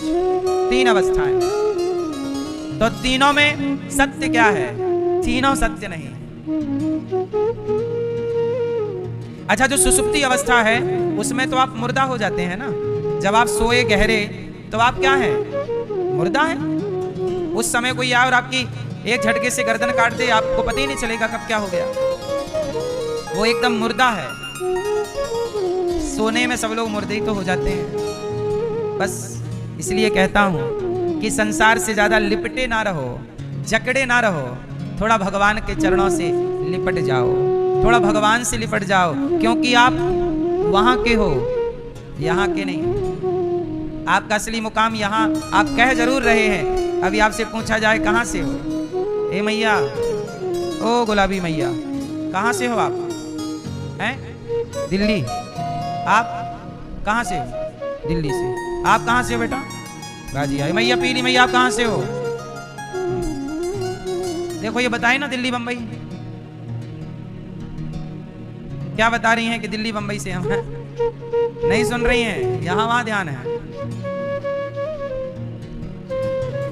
आगे बैठे हैं और ध्यान सबसे पीछे। कहां की हो? अब खुली ना ज्ञान की बत्ती। अज्ञानवश यही का आदमी बताता है, ये यहां हूं, यहां हूं, यहां हूं। व्यवहार में बताना भी पड़ता है। यदि आप गए कहीं किसी के कहां से आए और कहने लगे वहां से, तो वो सोचेगा एलियन तो नहीं है। ये भी फांसी है। सही बता तो आदमी, आज के व्यक्ति इस ज्ञान को समझ ही नहीं पाएंगे कि कहना क्या चाह रहा है। इसलिए सांसारिक व्यक्ति के लिए सांसारिक बातें करनी पड़ती है। इसलिए आप लोग दो तरह का ज्ञान रखा करो। संसार में बताने बोलने के लिए तो ये ज्ञान सही है कि मैं गाजियाबाद का हूं, मैं यहाँ का हूं, मैं वहां का फलाना ढिमका, सही है। लेकिन वास्तविक में आप जानो, किसी को बताना है तो ठीक है, लेकिन आपको ये जानकारी होना चाहिए कि आप कौन हैं और कहां से हैं। ये आत्म, इसी को कहते हैं आत्मज्ञान, इसी को कहते हैं विद्वान लोग आत्मबोध। जिसे आत्म, लोग नहीं कहते अरे बड़े आत्मज्ञानी हैं। आत्मज्ञानी किसे कहते हैं? जो ये मान ले कि मैं यहाँ का नहीं, मैं वहां का हूं, जगत मेरा नहीं, जगन्नाथ मेरे। दो बातें समझ में आ जाए तो वही आत्मज्ञानी है। और ये दो बात समझने में आपको कई जन्म लेने पड़ सकते हैं। जितना आसानी से आप सिर हिला हिला के यहाँ समझ रहे हैं, शाम होते ही ये सारा ज्ञान बह जाएगा। बोलो हाँ कि ना। धर्म प्रोजित कई तवोत्र परमो निर्मत्सराणाम सता वेद्यम वास्तवमत्र वस्तु शिवदम तापत्रयोन्मूलनम। भगवान के, अच्छा भागवत जी में प्रश्न है, धर्म क्या है? धर्म किसे कहते हैं? अभी आपने क्या जाना? सत्य किसे कहते हैं? इसकी परिभाषा ठीक से जान ली। अब जानते हैं धर्म किसे कहते हैं। धर्म किसे कहते हैं बताइए, दादाजी बताएंगे। धर्म किसे कहते हैं? कौन बताएगा? हाँ बताओ, हाँ हाँ बताओ। धर्म किसे कहते हैं? अब यहां पर धर्म की परिभाषाएं बहुत सारी हैं, उनमें से कुछ मैं आपको समझाता हूं। कोई आपसे कह दे कि धर्म किसे कहते हैं, तो सामान्य तीन बातें समझ लीजिए। धर्म किसे कहते हैं? धर्म न दूसर सत्य समाना, सत्य को ही धर्म कहते हैं। सत्य बोलना ही धर्म है। धर्म किसे कहते हैं? दया करना ही धर्म, दया धर्म का मूल है। और तीसरा, धर्म किसे कहते हैं? परहित सरिस धर्म नहीं भाई, परोपकाराय सताम विभूतया। परहित करना, लोगों की सेवा, सेवा करना, सत्य बोलना और दया करना, ये तीन धर्म की मूल बातें हैं। धर्म किसे कहते हैं? फिर और विस्तार से जानेंगे तो ये निकल के आएगा कि स्त्री का धर्म अलग है, पुरुष का धर्म, माता पिता का धर्म अलग है और पुत्र का धर्म, राजा का धर्म अलग है और प्रजा का धर्म राजधर्म। कहते हैं स्त्री धर्म है ना। धर्म, सबका धर्म अलग अलग है। भाई से भाई के साथ कैसा व्यवहार हो, वह भी एक धर्म है। ठीक है, तो धर्म की परिभाषाएं थोड़ा सा टफ हैं, गहन हैं। रेगुलर सत्संग करने पर जान पाओगे। अभी इतना जानो कि सत्य है क्या? सच बोलना ही सत्य है। इसलिए राजा दशरथ जी सत्य बोलने वाले थे। प्राण चले गए, प्राण जाए पर धर्म नहीं गया उनका। बोला था कैकई को कि मैं तुझे 2 वरदान दूंगा। कैकई ने एक बार दशरथ जी के प्राण बचाए थे। कैकई क्या है, दशरथ जी कहीं युद्ध करने गए थे। उस जमाने में राजाओं का खूब युद्ध चलता रहता था। तो दशरथ जी गए तो उनके रथ का पहिया निकलने वाला था। पहिए में नहीं फंसा रहता है कील, खीला, वो निकल गया। तो पहिया गिर जाता तो रथ गिर जाता, और गिर जाता तो दशरथ जी गिर जाते। शत्रु उनको घेर सकता था, पकड़ सकता था। तो कैकेयी ने देखा कि महाराज युद्ध कर रहे हैं, तो ये उंगली डाल दी अपना के रथ गिर ना जाए। जब युद्ध में जीत गए तो इनकी उंगलियां बिल्कुल लहू से भरी, खून से भरी। कहा देवी कैसे हुई बताइए, इसमें डाल दिया था, नहीं तो ये गिर जाता। तब दशरथ जी बोले कि आपने हमारे प्राण बचाए हैं, आप हमसे कोई 2 वरदान मांग लीजिए, जो मांगेंगे देंगे। कैकेयी ने बोला अभी क्या जरूरत है, अभी तो आप मेरे स्वामी हैं और अभी कोई जरूरत ऐसी है नहीं, जरूरत पड़ेगी तो मांग लूंगी।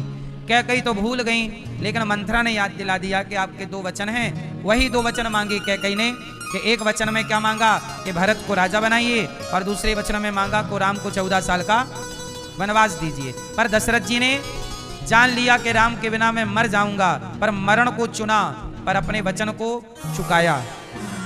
ये सत्य है, ये धर्म यही है, प्राण जाए पर धर्म ना जाए। आजकल के लोग धर्म पर नहीं चलते, इसलिए आपसे कहता हूं आप लोग अपने जीवन को धर्म पूर्वक चलाओ।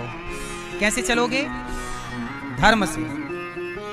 अब धर्म क्या है और गहराई में जाओगे तो एक बार एक पत्रकार ने मेरे से सवाल किया कि महाराज जी बताओ, धर्म बड़ा कि संविधान बड़ा? ऐसा सवाल मेरे से एक पत्रकार ने पूछा था कि धर्म बड़ा कि संविधान बड़ा। तो मैंने उनको जो उत्तर दिया था उसे बहुत करोड़ों लोगों ने सुना, धर्म बड़ा कि संविधान बड़ा। तो मैंने उनको जो उत्तर दिया वो उत्तर इस तरह से था कि देखो, जब आप अपनी पत्नी को देखते हो और अपनी माँ को देखते हो, तो माँ और पत्नी को देखने वाली दृष्टि एक ही है कि अलग अलग है? अलग अलग नजर से देखते हो ना। माँ को देखोगे तो माँ को देखने का भाव अलग होगा, पत्नी को देखने का भाव। अच्छा, दोनों को एक ही दृष्टि से देखा जा सकता है, एक ही नजरिए से? जैसे स्त्रियों के लिए भी आपके पिता को देखती हो और आपके पति को देखती हो, तो पिता और पति को देखने के 2 नजरिए हो गए ना। आप पिता को अलग देखती हो और पति को अलग दृष्टि से। क्या दोनों की दृष्टियां एक हो सकती हैं? बोलो, किसने रोका है? किसने रोका है? यही है धर्म। आप अपनी पत्नी को और अपनी मां को जब देखते हो तो संविधान की नजर से नहीं, धर्म की नजर से देखते हैं। आप अपने पिता को और अपने पति को देखती हो तो संविधान की नजर से नहीं, किसकी नजर से? धर्म की। इसलिए धर्म इतना सूक्ष्म है। सीता जी को रावण ले तो गया, वो क्या बोल रहा? एक बार बिलोक मम ओरा। रावण की ओर सीता जी ने एक बार देखा भी नहीं था। वो क्या बोल, सुंदरकांड तो पढ़ते हो ना, ये चौपाई आती है ना, एक बार बिलोक मम ओरा तब तृण धरि ओट कहत वैदेही सुमरि अवधपति परम सनेही। सीता जी ने रावण की तरफ एक बार भी नहीं देखा। कितनी बार नहीं देखा? क्यों नहीं देखा? क्योंकि धर्म यही है, अपने पति के होते हुए पर पुरुष का स्त्री दर्शन भी ना करे। और ऐसे आदमी का जिसकी नियत खराब हो, देखना भी धर्म नहीं, पाप है। इसलिए सीता जी ने नहीं देखा। इसलिए तो कहता हूं, क्या देखो क्या ना देखो, आंखों में भी धर्म होना चाहिए। आप भी तो देखते हो, क्या देखना चाहिए क्या नहीं देखना चाहिए, बताओ? आप देखो कैसे? कोई महिला स्त्री बड़ी है, वो माँ बराबर की है, बहन छोटी है, पुत्री, इस दृष्टि से देखो तो धर्म है। पर यदि इस दृष्टि से नहीं देखा, गलत भाव आ गया किसी स्त्री को देखकर, वही अधर्म है। किसी पुरुष को देखकर गलत विचार आ गया, वही अधर्म है। इसलिए नजरों में भी धर्म है। तो वही देखो जो देखने योग्य है। सुनना भी धर्म है। क्या सुने? कथा सुनो। निंदा सुनना पाप है, निंदा नहीं सुनना चाहिए, यह अधर्म हो जाएगा। इसलिए आंखों में धर्म, कानों में धर्म, और वाणी से वही बोलो जो सही है, धर्म है। इसलिए वाणी में भी धर्म हो। तो धर्म किसे कहते हैं? रामो विग्रहवान धर्म, धर्म राम ही धर्म है। राम ने जो जो आचरण जीवन में किया है वही धर्म है। रावण ने जो किया वो अधर्म है। इसलिए आप लोग भी धर्म से चला करो। पराई स्त्री को गलत नजर से देखना क्या धर्म है? आजकल लोग, अब बताओ, अब आजकल लोग गाना गा रहे हैं, सामने वाली खिड़की में एक चांद का टुकड़ा रहता है। ये गाना ही अधर्म से भरा है। तो सामने वाली खिड़की में चांद कब से दिखने लग गया? पड़ोसन है वहां, मतलब ये पड़ोसन को चांद कह रहा है, गधा कहीं का। ये अब बताओ, ये धर्म है कि अधर्म है? सामने वाली खिड़की में गलत तरीके से देखना है धर्म है? तो बॉलीवुड अधर्म ही सिखा रही है। मुझे पीने का शौक नहीं, पीता हूं गम भुलाने को। ये धर्म है कि अधर्म है पीना? तो बॉलीवुड अधर्म सिखा रही है। मुन्नी बदनाम हुई, ये धर्म है कि अधर्म? बोलो। शीला की जवानी, और शीला की जवानी देखना धर्म है कि अधर्म है? तो बॉलीवुड जितना है सब अधर्म सिखा रही है। एक संत ही है जो धर्म सिखा रहे हैं। बाकी बॉलीवुड तो देखो, बॉलीवुड क्या सिखा रही है? दाने दाने में केसर का दम, गुटखा। अब बताओ ये धर्म है कि अधर्म है? बॉलीवुड क्या सिखाती है? बॉलीवुड सिखाती है तू हाँ कर या ना कर। मतलब लड़की हाँ करे या ना करे, उसकी हाँ ना से कोई मतलब नहीं। ये बताओ धर्म है कि अधर्म है? फिर तू हाँ कर या ना कर, तू है मेरी। अब बताओ ये अधर्म, इससे बड़ा धर्म क्या होगा? तो बॉलीवुड ने सब कुछ अधर्म सिखाया है, और हमारे ऋषि मुनियों ने सब कुछ। अब दो रास्ते हो गए, इसलिए बॉलीवुड के रास्ते पर युवा ज्यादा चलते हैं। क्यों? क्योंकि अधर्म अच्छा लगता है। अच्छा ये बताओ, पांडवों की सेना ज्यादा थी कि कौरवों की? याद रखिएगा, अधर्म पर चलने वाले लोगों की संख्या पहले से ही अधिक थी। धर्म पर चलने वाले लोग थोड़े होते हैं। कई बार आप कहते हैं ना हम तो सही चल रहे हैं पर हमारे साथ गलत होता है। भाई सही चलने वाले थोड़े हैं, और सही चलने वालों पर ईश्वर की दृष्टि है। थोड़ा सा परीक्षा तो देनी पड़ेगी। हारो ना और प्रभु ना विसारो। सदा से याद रखिएगा, राम की सेना बड़ी थी कि रावण की सेना? अधर्म की सेना, अधर्मी हमेशा संख्या में ज्यादा होंगे। धर्म, भाई दाल में नमक 1 चम्मच डलता है, और पानी कितना ज्यादा होता है? दाल की मात्रा कितनी होती है? पानी, नमक की मात्रा। तो धर्म हमेशा थोड़ा ही होता है। सही है? और धर्म ही स्वाद बनाता है। पूरी दाल में नमक हटा दिया जाए तो दाल बेकार है। बस जैसे जीवन से धर्म हटा दिया जाए तो जीवन बेकार है। अरे नमक की तरह धर्म है। जीवन से धर्म हट जाए तो जीवन का कोई अस्तित्व। हाँ, इसलिए धर्मो रक्षति रक्षिता। हमारे हरिश्चंद्र जी की कथा हमने आपको कई बार सुनाई। हरिश्चंद्र बाजार में बिक गए, पर अपने धर्म को, अपने सत्य को जाने नहीं दिया। धर्म की बड़ी, गीता में लिखा है स्वधर्मे निधनम श्रेयः पर धर्मो भयावह। आजकल तो लोग ना 5,000 रुपया लेके धर्म परिवर्तन कर लेते हैं, धर्मांतरण कर लेते हैं। 5,000 रुपये में, 2,000 में, 1,000 रुपये में कर लेते हैं। दारू वाले को तो मिल जाए एक पौआ, पौआ भर में ही कर लेगा। भाई पिला दे, चल बता क्या करना है। नहीं, आजकल का आदमी इतना सस्ता हो गया है कि पौआ भर में बिक जाता है। सही है? धर्म बदल लेता है। ऐसे लोगों से ना इनका भला है, ना ऐसे लोगों से देश का भला है। इसलिए कहता हूं, हमारे देश में देखो ना, छावा आपने देखी होगी मूवी, वो एक सत्य घटना है। छावा को पूरी चमड़ी नोच ली, मुगलों ने कहा कि धर्म परिवर्तन कर लो। नहीं नहीं, मार डालो, मर जाएंगे पर अपना सनातन नहीं छोड़ेंगे। गुरु गोविंद सिंह जी के 2 बच्चे दीवार में चुनवा दिए गए। कहा था ना तलवार रख के गर्दन में मुगलों ने, धर्म छोड़ दो अपना, मार देंगे। 5-7 साल के बच्चे थे, शहीद हो गए, पर उन्होंने अपना धर्म। यही है, धर्म से इतना प्यार करो कि प्राण चले जाएं पर धर्म ना जाए। यही ना रक्षा है। इतने ना सस्ते हो जाओ कि तुम्हारा धर्म कोई खरीद ले। ना ना, धर्म ही तो चीज। मेरे अनिरुद्धाचार्य के अंदर धर्म ना हो तो फिर हम तो मुर्दे हैं। फिर आपके अंदर यदि धर्म ना हो तो फिर आप मुर्दे हैं। इसलिए कहता हूं, जाने ना देना धर्म, करना लोभ मत धन धाम का। और धर्म ही जाता रहा तो धन रहा किस काम का? धर्म चला गया आपका तो देखो। अच्छा बताओ, धर्म बड़ा कि धन बड़ा? क्या बड़ा? क्या बड़ा? धन तो वैश्याओं के पास भी होता है, पर वैश्या के पास क्या नहीं होता?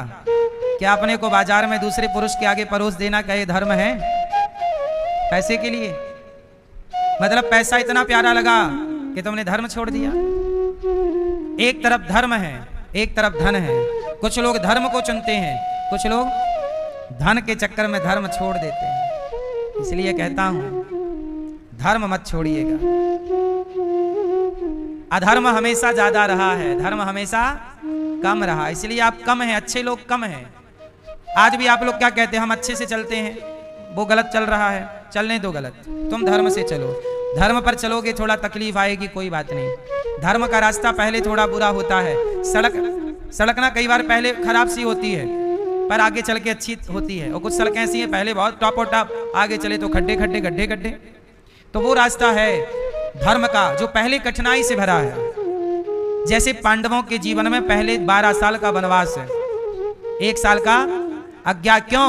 धर्म पर चले तो वनवास मिला, लेकिन वनवास के बाद आज भी जय जयकार पांडवों की ही है।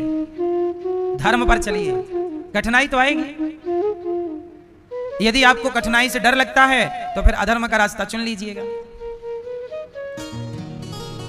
हर जगह अपना आराम मत ढूंढा करो, संघर्ष का नाम जीवन है ना? हार नहीं माननी चाहिए। भगवान ने तो धर्म किसे कहते हैं? सेवा, दया, आंखों में धर्म, कान में धर्म, अच्छा सुनो, अच्छा देखो, अच्छा बोलो। ये दास अनिरुद्ध इसलिए सेवा करता है, परहित सरिस धर्म नहीं भाई। इसलिए वृद्ध माओ की सेवा, अखंड रसोई की सेवा, क्यों? सेवा धर्म है। ये दास अनिरुद्ध क्या करता है? सेवा।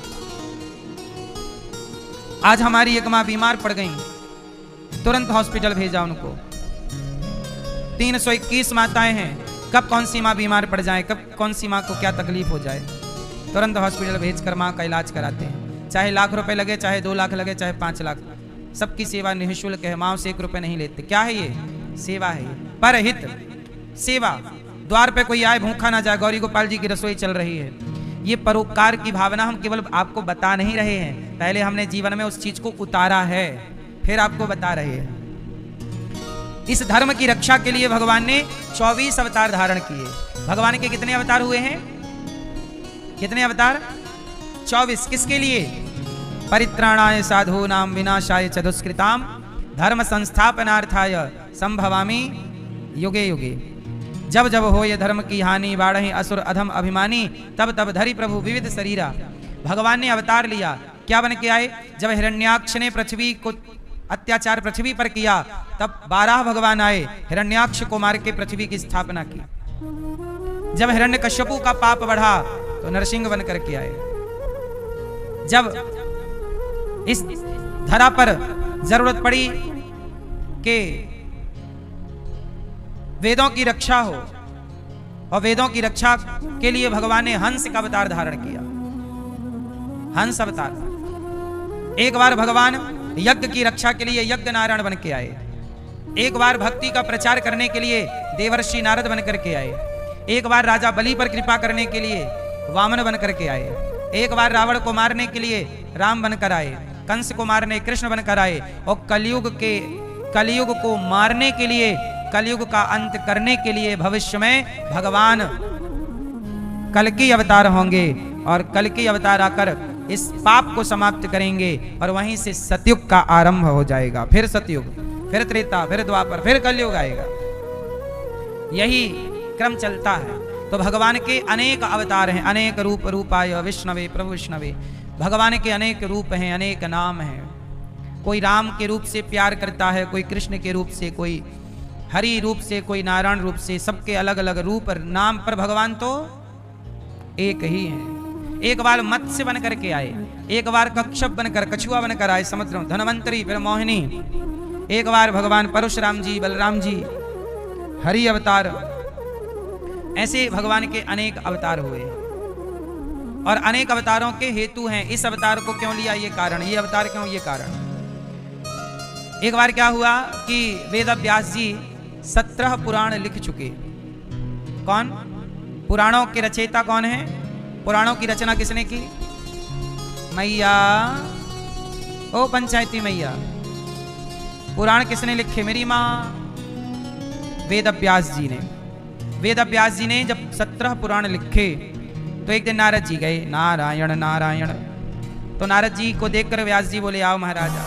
नारद जी बोले, आप बड़े उदास दिख रहे हैं, क्या बात है? कहा कि मैं 17 पुराण लिखकर भी बड़ा अशांत हूं। क्यों अशांत हैं? क्या बात हुई?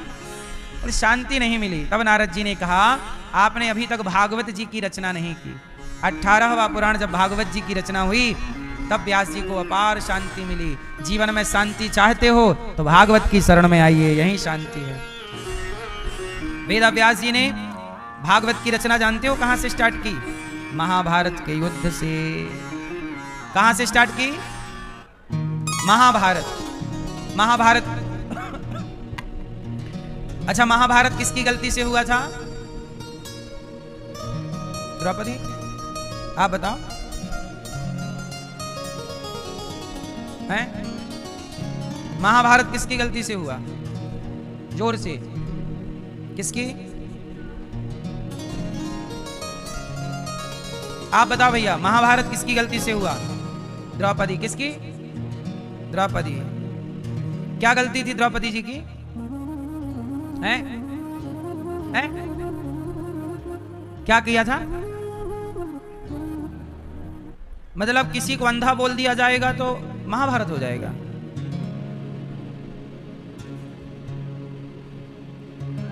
जब द्रौपदी आप लोगों को ऊपर मिलेंगी तो वो पूछेंगी जरूर कि भाई साहब मैंने क्या गलती की थी, बताओ जरा। ये मैया भी चट्ट से द्रौपदी का नाम ले लिया, द्रौपदी की गलती। मैया मिलेंगी आपको, द्रौपदी जी पूछेंगी, हैं क्या गलती थी द्रौपदी जी की? अंधों का अंधा ऐसा बोला, कहां लिखा है? पूरे महाभारत में ये लाइन है ही नहीं जो आप लोगों ने रटी है। द्रौपदी ने ऐसा बोला ही नहीं था। आपने टीवी सीरियल में देख देख के सीख लिया, इसलिए आपने पढ़ा तो है नहीं महाभारत। और देखो ये घटना कब की है? द्वापर युग की। और ये कलयुग के 5000 साल बीत गए। कलयुग में भी लोग आरोपी किसे बना रहे हैं? द्रौपदी को। जबकि द्रौपदी का कोई वो उन्होंने बोला नहीं था कि अंधों के अंधे होते हैं, उन्होंने ये शब्द नहीं बोला। पूरे महाभारत में पढ़ लीजिए, कहीं नहीं मिलेगा। पर चूंकि टीवी सीरियल वाले थोड़ा मिर्च मसाला लगा के दिखाते हैं चीजों को, और आप लोग द्रौपदी को गलत बनाते रहते हैं। द्रौपदी कौन है? द्रौपदी सामान्य नहीं है, अयोनिजा है। ठीक है? अयोनिजा का मतलब ये होता है कि जैसे आप और हम माता के पेट से बाहर आए हैं, योनि के रास्ते से बाहर आए हैं, तो हम योनिजा हैं। लेकिन द्रौपदी यज्ञ से प्रकट हुई है, अग्नि से।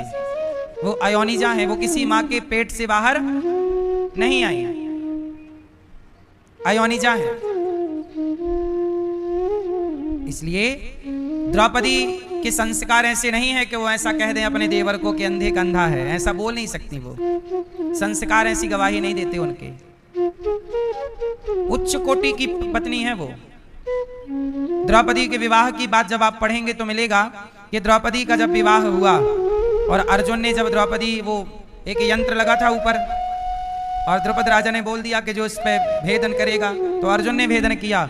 तो अर्जुन जब द्रौपदी को लाए, उस समय अर्जुन लोग एक कुम्हार के घर में रहा करते थे।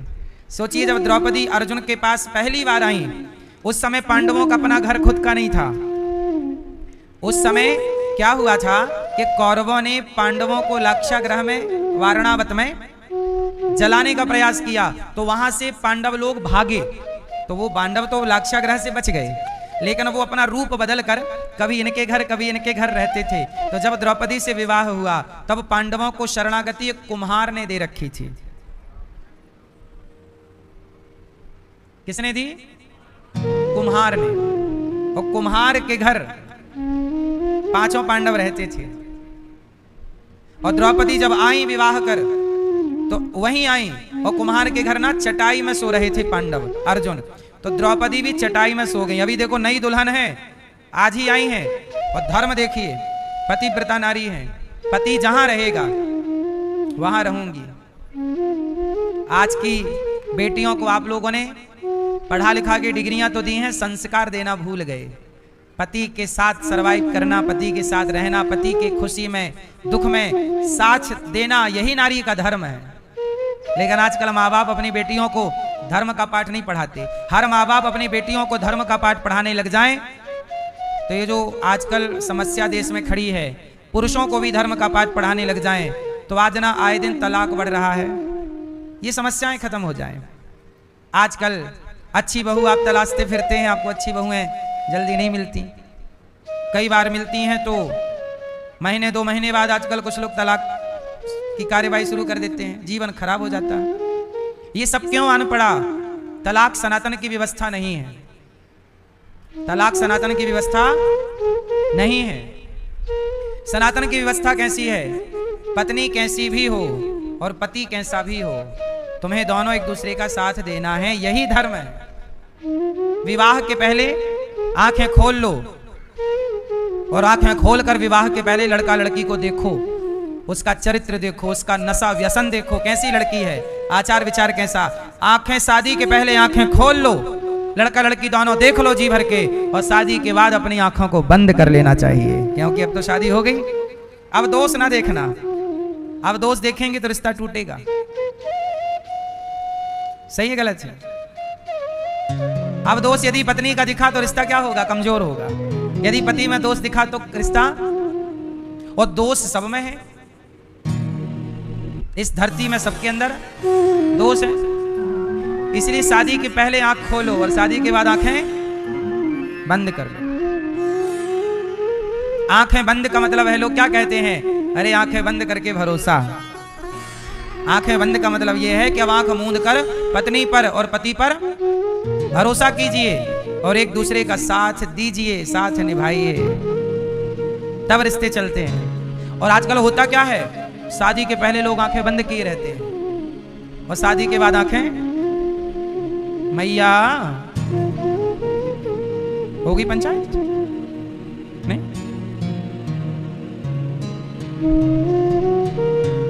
तो द्रौपदी एक पतिव्रता नारी है, इसलिए महाभारत किसकी गलती से हुआ? द्रौपदी का नाम लेना मतलब द्रौपदी के साथ अन्याय करना है। महाभारत का मुख्य दोषी कौन है? महाभारत के मुख्य दोषी यदि कोई है तो राजा धृतराष्ट्र है। धृतराष्ट्र को यह पता था कि मेरे बेटे गलत हैं। अरे बेटे, तुम्हारे भरी सभा में ना भौजाई के कपड़े उतार रहे हैं। आपका बेटा भरी सभा में अपनी भौजाई के, भौजाई मतलब माँ, भौजी क्या होती है? माँ होती है ना, भाभी। हमारे सनातन में भाभी को माँ, माँ और भाभी में कोई अंतर नहीं। हम अपनी भाभी के चरण छूते हैं और माँ की तरह ही प्यार पाते हैं और प्यार देते हैं। माँ बेटे का रिश्ता है। लेकिन दुर्योधन की भी तो भाभी लगी ना द्रौपदी, जबकि दुर्योधन पढ़ा लिखा है। दुर्योधन को पता है कि लक्ष्मण जी सीता जी को मां मानते हैं और लक्ष्मण जी भी देवर हैं और सीता जी कौन है? भाभी हैं। तो राम की कथा दुर्योधन को पता है, लेकिन नहीं उतार पाया जीवन में। भाभी के कपड़े उतारने, अच्छा कपड़े उतार रहे हैं और धृतराष्ट्र तमाशा देख रहे हैं। आप राजा हो, तुम्हारा बेटा भरी सभा में अन्याय कर रहा और द्रौपदी न्याय मांग रही है। चलो तुम अंधे तो थे, बहरे तो नहीं थे ना।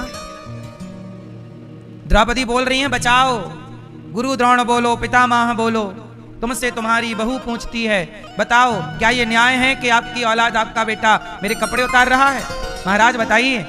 चीख चीख कर पुकारा द्रौपदी ने, पर केवल अंधे नहीं थे वहां धृतराष्ट्र महाराज, बहरे भी हो गए। क्यों? क्योंकि गलत करने वाली खुद की औलाद है। धृतराष्ट्र का न्याय ना करना ही महाभारत की नींव रखना है। राजा कैसा होना चाहिए? न्याय करने वाला। यदि राजा न्याय करने में देर करता है तो उस राजा का सर्वनाश हो जाता है। जैसे धृतराष्ट्र का सर्वनाश हो गया। 100 बेटे थे, रोटी का टुकड़ा नहीं मिला आखिरी में बेटों से धृतराष्ट्र को। अन्याय करोगे तो फिर आप भी अपने लिए होने वाले अन्याय के लिए तैयार रहिएगा। ये प्रकृति, ये विधाता सबको देख रहे हैं। धृतराष्ट्र ने आंखें मूंद ली, अंधे तो थे, बहरे हो गए। द्रौपदी चिल्लाती रही बचाओ बचाओ, कोई ना आया। बताइए क्या राजा का धर्म नहीं था कि वो एक नारी को न्याय दिलाते हैं? नहीं दिलाया। कहते हैं ना, पंचायत थी, पंच बैठे थे पर न्याय नहीं था। बारात जा रही थी पर दुल्हा नहीं था। पानी बरस रहा था पर बूंदे नहीं थी। ये 3 वाक्या लोग, पुराने लोग पूछते हैं, ये तीनों कब कब की बातें हैं? एक बात क्या बोलते हैं? बोले बारात जा रही पर दुल्हा नहीं। बताओ ये वाक्या कहाँ का है? वो कौन सी बारात थी जिस बारात में दुल्हा नहीं था? बताइए बताइए वो कौन सी बारात थी जिस बारात में बारात तो थी पर दुल्हा नहीं था? कौन थी? किसकी बारात थी वो? बताओ मेरी माँ, किसकी बारात थी दादाजी? हाँ, वो बारात थी भगवान राम की। राम जी की बारात अयोध्या से चली, लेकिन उस बारात में दुल्हा कहाँ थे? चूंकि दुल्हा पहले ही से मौजूद थे ससुराल में, राम जी जनकपुर में ऑलरेडी। तो वो कौन सी बारात थी जिसमें बारात में दुल्हा नहीं थी? दुल्हा ही नहीं था। पूरी बारात में कौन नहीं था? दुल्हा। खाली बारात चली, राम जी थोड़ी, राम जी ऑलरेडी। तो ये पहला वाक्य है, बारात थी पर दुल्हा नहीं। वो दूसरा वाक्य कौन सा? जहां पानी बरस रहा था पर बूंदे नहीं थी। पानी बरस रहा था पर पानी नहीं था। वो कौन सी बारिश थी बताओ?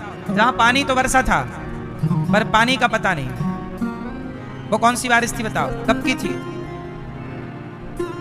है पता कि बताऊं? जब भगवान श्री कृष्ण ने गोवर्धन उठाया तो पानी बरस रहा था, पर सारा पानी अगस्त जी पी रहे थे और सुदर्शन भगवान सुखा रहे थे। पानी की बूंदों का पता ही नहीं था। पानी बरस रहा था पर बूंदों का। और तीसरा वाक्य, वो कौन सी पंचायत थी? वो कौन सी सभा थी? वो कौन सी राजसभा थी जहां राजा था, जहां पंचायत थी, पंच थे, पर न्याय नहीं था? तो वो धृतराष्ट्र की, जहां द्रौपदी की साड़ी उतर रही थी और बड़े बड़े न्यायाधीश बैठे हैं, पितामह भीष्म जैसे, गुरु द्रोणाचार्य जैसे, कृपाचार्य जैसे, कर्ण जैसे, शकुनी जैसे, धृतराष्ट्र जैसे, पर वहां न्याय, एक महिला को न्याय नहीं मिला। तो द्रौपदी को न्याय नहीं मिला, तो मूल गलती किसकी है? धृतराष्ट्र की। धृतराष्ट्र की गलती से क्या हुआ? महाभारत हुआ। दूसरा, भीष्म पितामह की चुप्पी। अब कई लोग सवाल करते हैं कि भीष्म पितामह चुप क्यों थे? बोलना था। हाँ, मैं भी कभी भीष्म पितामह जी से मिलूंगा तो पूछूंगा कि द्रौपदी की साड़ी उतरती रही, आप चुपचाप रहे, तो जानते हो पितामह क्या उत्तर देंगे? वो कहेंगे कि बेटा मैं बोलता पर मेरी कोई सुनता ही नहीं था। कई बार चुप रहना मजबूरी हो जाती है, क्योंकि बोलते तो हैं, कोई सुनता ही नहीं है। जब सुनता ही नहीं, जैसे आपका पोता, आपका बेटा, आप बोल रहे हैं बेटा गलत ना करो, ये ना करो, ये ना करो, पर आपका बेटा, तो आप भी बोल बोल के थक जाएंगे, फिर एक टाइम बाद आप चुप हो जाएंगे। वही हालत पितामह की थी। पितामह ने क्या दुर्योधन को पहले ना समझाया? सैकड़ों बार समझाया। क्या धृतराष्ट्र को ना समझाया? पर ये दोनों बाप बेटे किसी की नहीं सुनते थे। ना धृतराष्ट्र, ये पुत्र के मोह में अंधा, और धृतराष्ट्र पुत्र मोह में अंधे, और दुर्योधन शकुनी के प्यार में पागल। किसी की कोई नहीं। तो पितामह चुप। तीसरी गलती कर्ण की। कर्ण मित्र था किसका? दुर्योधन का। कर्ण चाहते तो समझा सकते थे कि भाई बाकी सब ठीक है, द्रौपदी को, पांडवों को जुआ में जीत लिया, द्रौपदी को बाल पकड़ के घसीट के लिया, यहां तक सही था, पर देखो अब कपड़े उतारना सही नहीं। क्या इतना तो बोल ही सकते थे ना कर्ण? पर कर्ण ने नहीं बोला, जबकि कर्ण न्याय करना जानते हैं, पढ़े लिखे हैं, सूर्य पुत्र हैं। पर चूंकि कर्ण को पांडवों की पत्नी अच्छी नहीं लग रही है, पांडव अच्छे नहीं लग रहे हैं, ईर्ष्या जलन जब बड़े से बड़े व्यक्ति को होती है ना, तो वो अंधा हो जाता है। कर्ण बहुत बड़े दानवीर हैं, कर्ण से भगवान भी प्यार करते हैं, पर कर्ण ने साथ गलत का दिया, इसलिए कर्ण का नाम उतने आदर से नहीं लिया जाता जितने आदर के वो अधिकारी हैं। क्यों? क्योंकि एक बात याद रखिएगा, आप कितने भी बुद्धिमान क्यों ना हो, कितने भी योग्य हो, महान हो, बात ये नहीं है कि आप कितने योग्य हैं, देखा यह जाएगा कि आप खड़े किसके साथ हैं। यदि आप गलत के साथ खड़े हो गए तो आप कितने भी महान क्यों ना हो, बड़े क्यों ना हो, आपको गलत ही कहा जाएगा। इसलिए कहता हूं, किसी गलत के साथ कभी खड़े मत होइएगा, गलत के साथ अपने को मत ले जाइएगा, सदा सही के साथ, सदा धर्म के साथ रहिएगा। कर्ण श्रेष्ठ हैं, पर द्रौपदी को चाहते दुर्योधन को एक बार तो यार तू मेरा दोस्त है। अब जैसे यदि ये बच्चा मेरा दोस्त है और यदि ये दारू पी रहा, तो मैं समझा भैया तुम दारू ना पियो यार, खराब काम है, और तुम यदि गलत करते, किसी महिला के कपड़े उतारते और मैं तुम्हारा दोस्त होता, तो मैं तो तुम्हें एक थप्पड़ मार देता कि भाई दोस्त हो, इसका मतलब ये थोड़ी कि तुम गलत करोगे। मैं तुम्हारा दोस्त हूं, इसका मतलब ये नहीं कि मैं तुम्हारा गलत में भी साथ दूंगा। दोस्त वो नहीं होता, दोस्त वो है जो गलत करने से रोके। ये नहीं कि गलत में भी साथ दे के चल तू उतार रहा मैं भी उतरवाता हूं कपड़े चल। ये कर्ण की गलती से भी महाभारत हुआ। और दुर्योधन दुशासन तो गलत है, इनमें इनका क्या कसूर, ये तो पूर्ण गलत है। एक गलत और है, मुझे इस पूरे महाभारत में एक महिला भी मुझे गलत मिली, जिनका नाम था गांधारी। गांधारी की गलती क्या थी? गांधारी ने आंखों की पट्टी हटाई थी, पर कब? जब दुर्योधन को बचाना था। एक सारे मर गए थे 99। ए दुर्योधन, कल तू आ जाना अपने कपड़े उतार के, कल तुझे मैं निर्वस्त्र देखूंगी तो मेरी दृष्टि पड़ती तेरा शरीर वज्र का हो जाएगा। दुर्योधन आया और तो रास्ते में भगवान मिले, कहाँ जा रहे हो? अरे बोले माँ ने बुलाया है। भगवान बोले काहे तुम ऐसे नंग धड़ंग जा रहे हो माँ के सामने, अब तो बड़े हो गए हो, अच्छा लगेगा माँ तुम्हें नंग धड़ंग देखेगी, कुछ तो कपड़े। अरे बोले माँ ने कपड़े पहनने का मना किया है, तो ऐसा करो कपड़े पहनने का मना किया ना, पत्ते वत्ते तो पहन लो। तो पत्ते की टॉवेल बना के भगवान ने लपेटवा दी। और दुर्योधन गया माँ से, माँ ने कहा बेटा शरीर में कोई कपड़ा तो नहीं है ना माँ, कोई कुछ कपड़ा नहीं है। और द्रौपदी, सोचिए गांधारी ने पट्टी हटा दी। सारी जिंदगी जिसने पट्टी बांधी आंखों में, आज उन्होंने पट्टी उतार दी, किसे बचाने के लिए? ये बलात्कारी दुर्योधन के लिए पट्टी उतार दी। अब गांधारी माँ से यही मेरी शिकायत है, मिलेंगी तो कहूंगा कि तुमने दुर्योधन को बचाने के लिए पट्टी उतारी माँ, यदि तुमने द्रौपदी को बचाने के लिए पट्टी हटाई होती तो यह महाभारत ही ना होता। सही वक्त पर सही निर्णय लोगे तब उस निर्णय का लाभ है। सही निर्णय भी गलत टाइम पर लिया गया तो उस निर्णय का कोई मतलब क्या? वर्षा जब कृषि सुखानी। इसलिए पट्टी, जब बाप अंधा हो जाता है पुत्र के मोह में और माता मोह की पट्टी बांध लेती है, तब तुम्हारी औलादें दुर्योधन जैसी हो जाती हैं। इसलिए गांधारी जैसी मां नहीं होनी चाहिए, जिस मां की आंखों में पट्टी बंधी हो। आप लोग भी अपनी पट्टी उतार लीजिएगा। और बेटा यदि आपका गलत कर रहा है कहीं भी है तो आप उसे समझा कर सही रास्ते पर लाइए, गलत ना करने दीजिए। गलत गलत ही होगा। दोषी कौन? धृतराष्ट्र और गांधारी। बेटा बिगड़ता है, दोषी कौन? माता शत्रु पिता वैरी, ये न बालो न पाठिता, न शोभते सभा मध्य हंस मध्य वको यथा।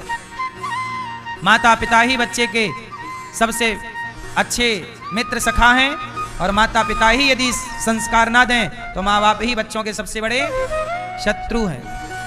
इसलिए कहता हूं अपने बच्चों को संस्कार दीजिए। इतना संस्कार तो दीजिए कि बुढ़ापे में आपको 2 वक्त की रोटी मिलती रहे।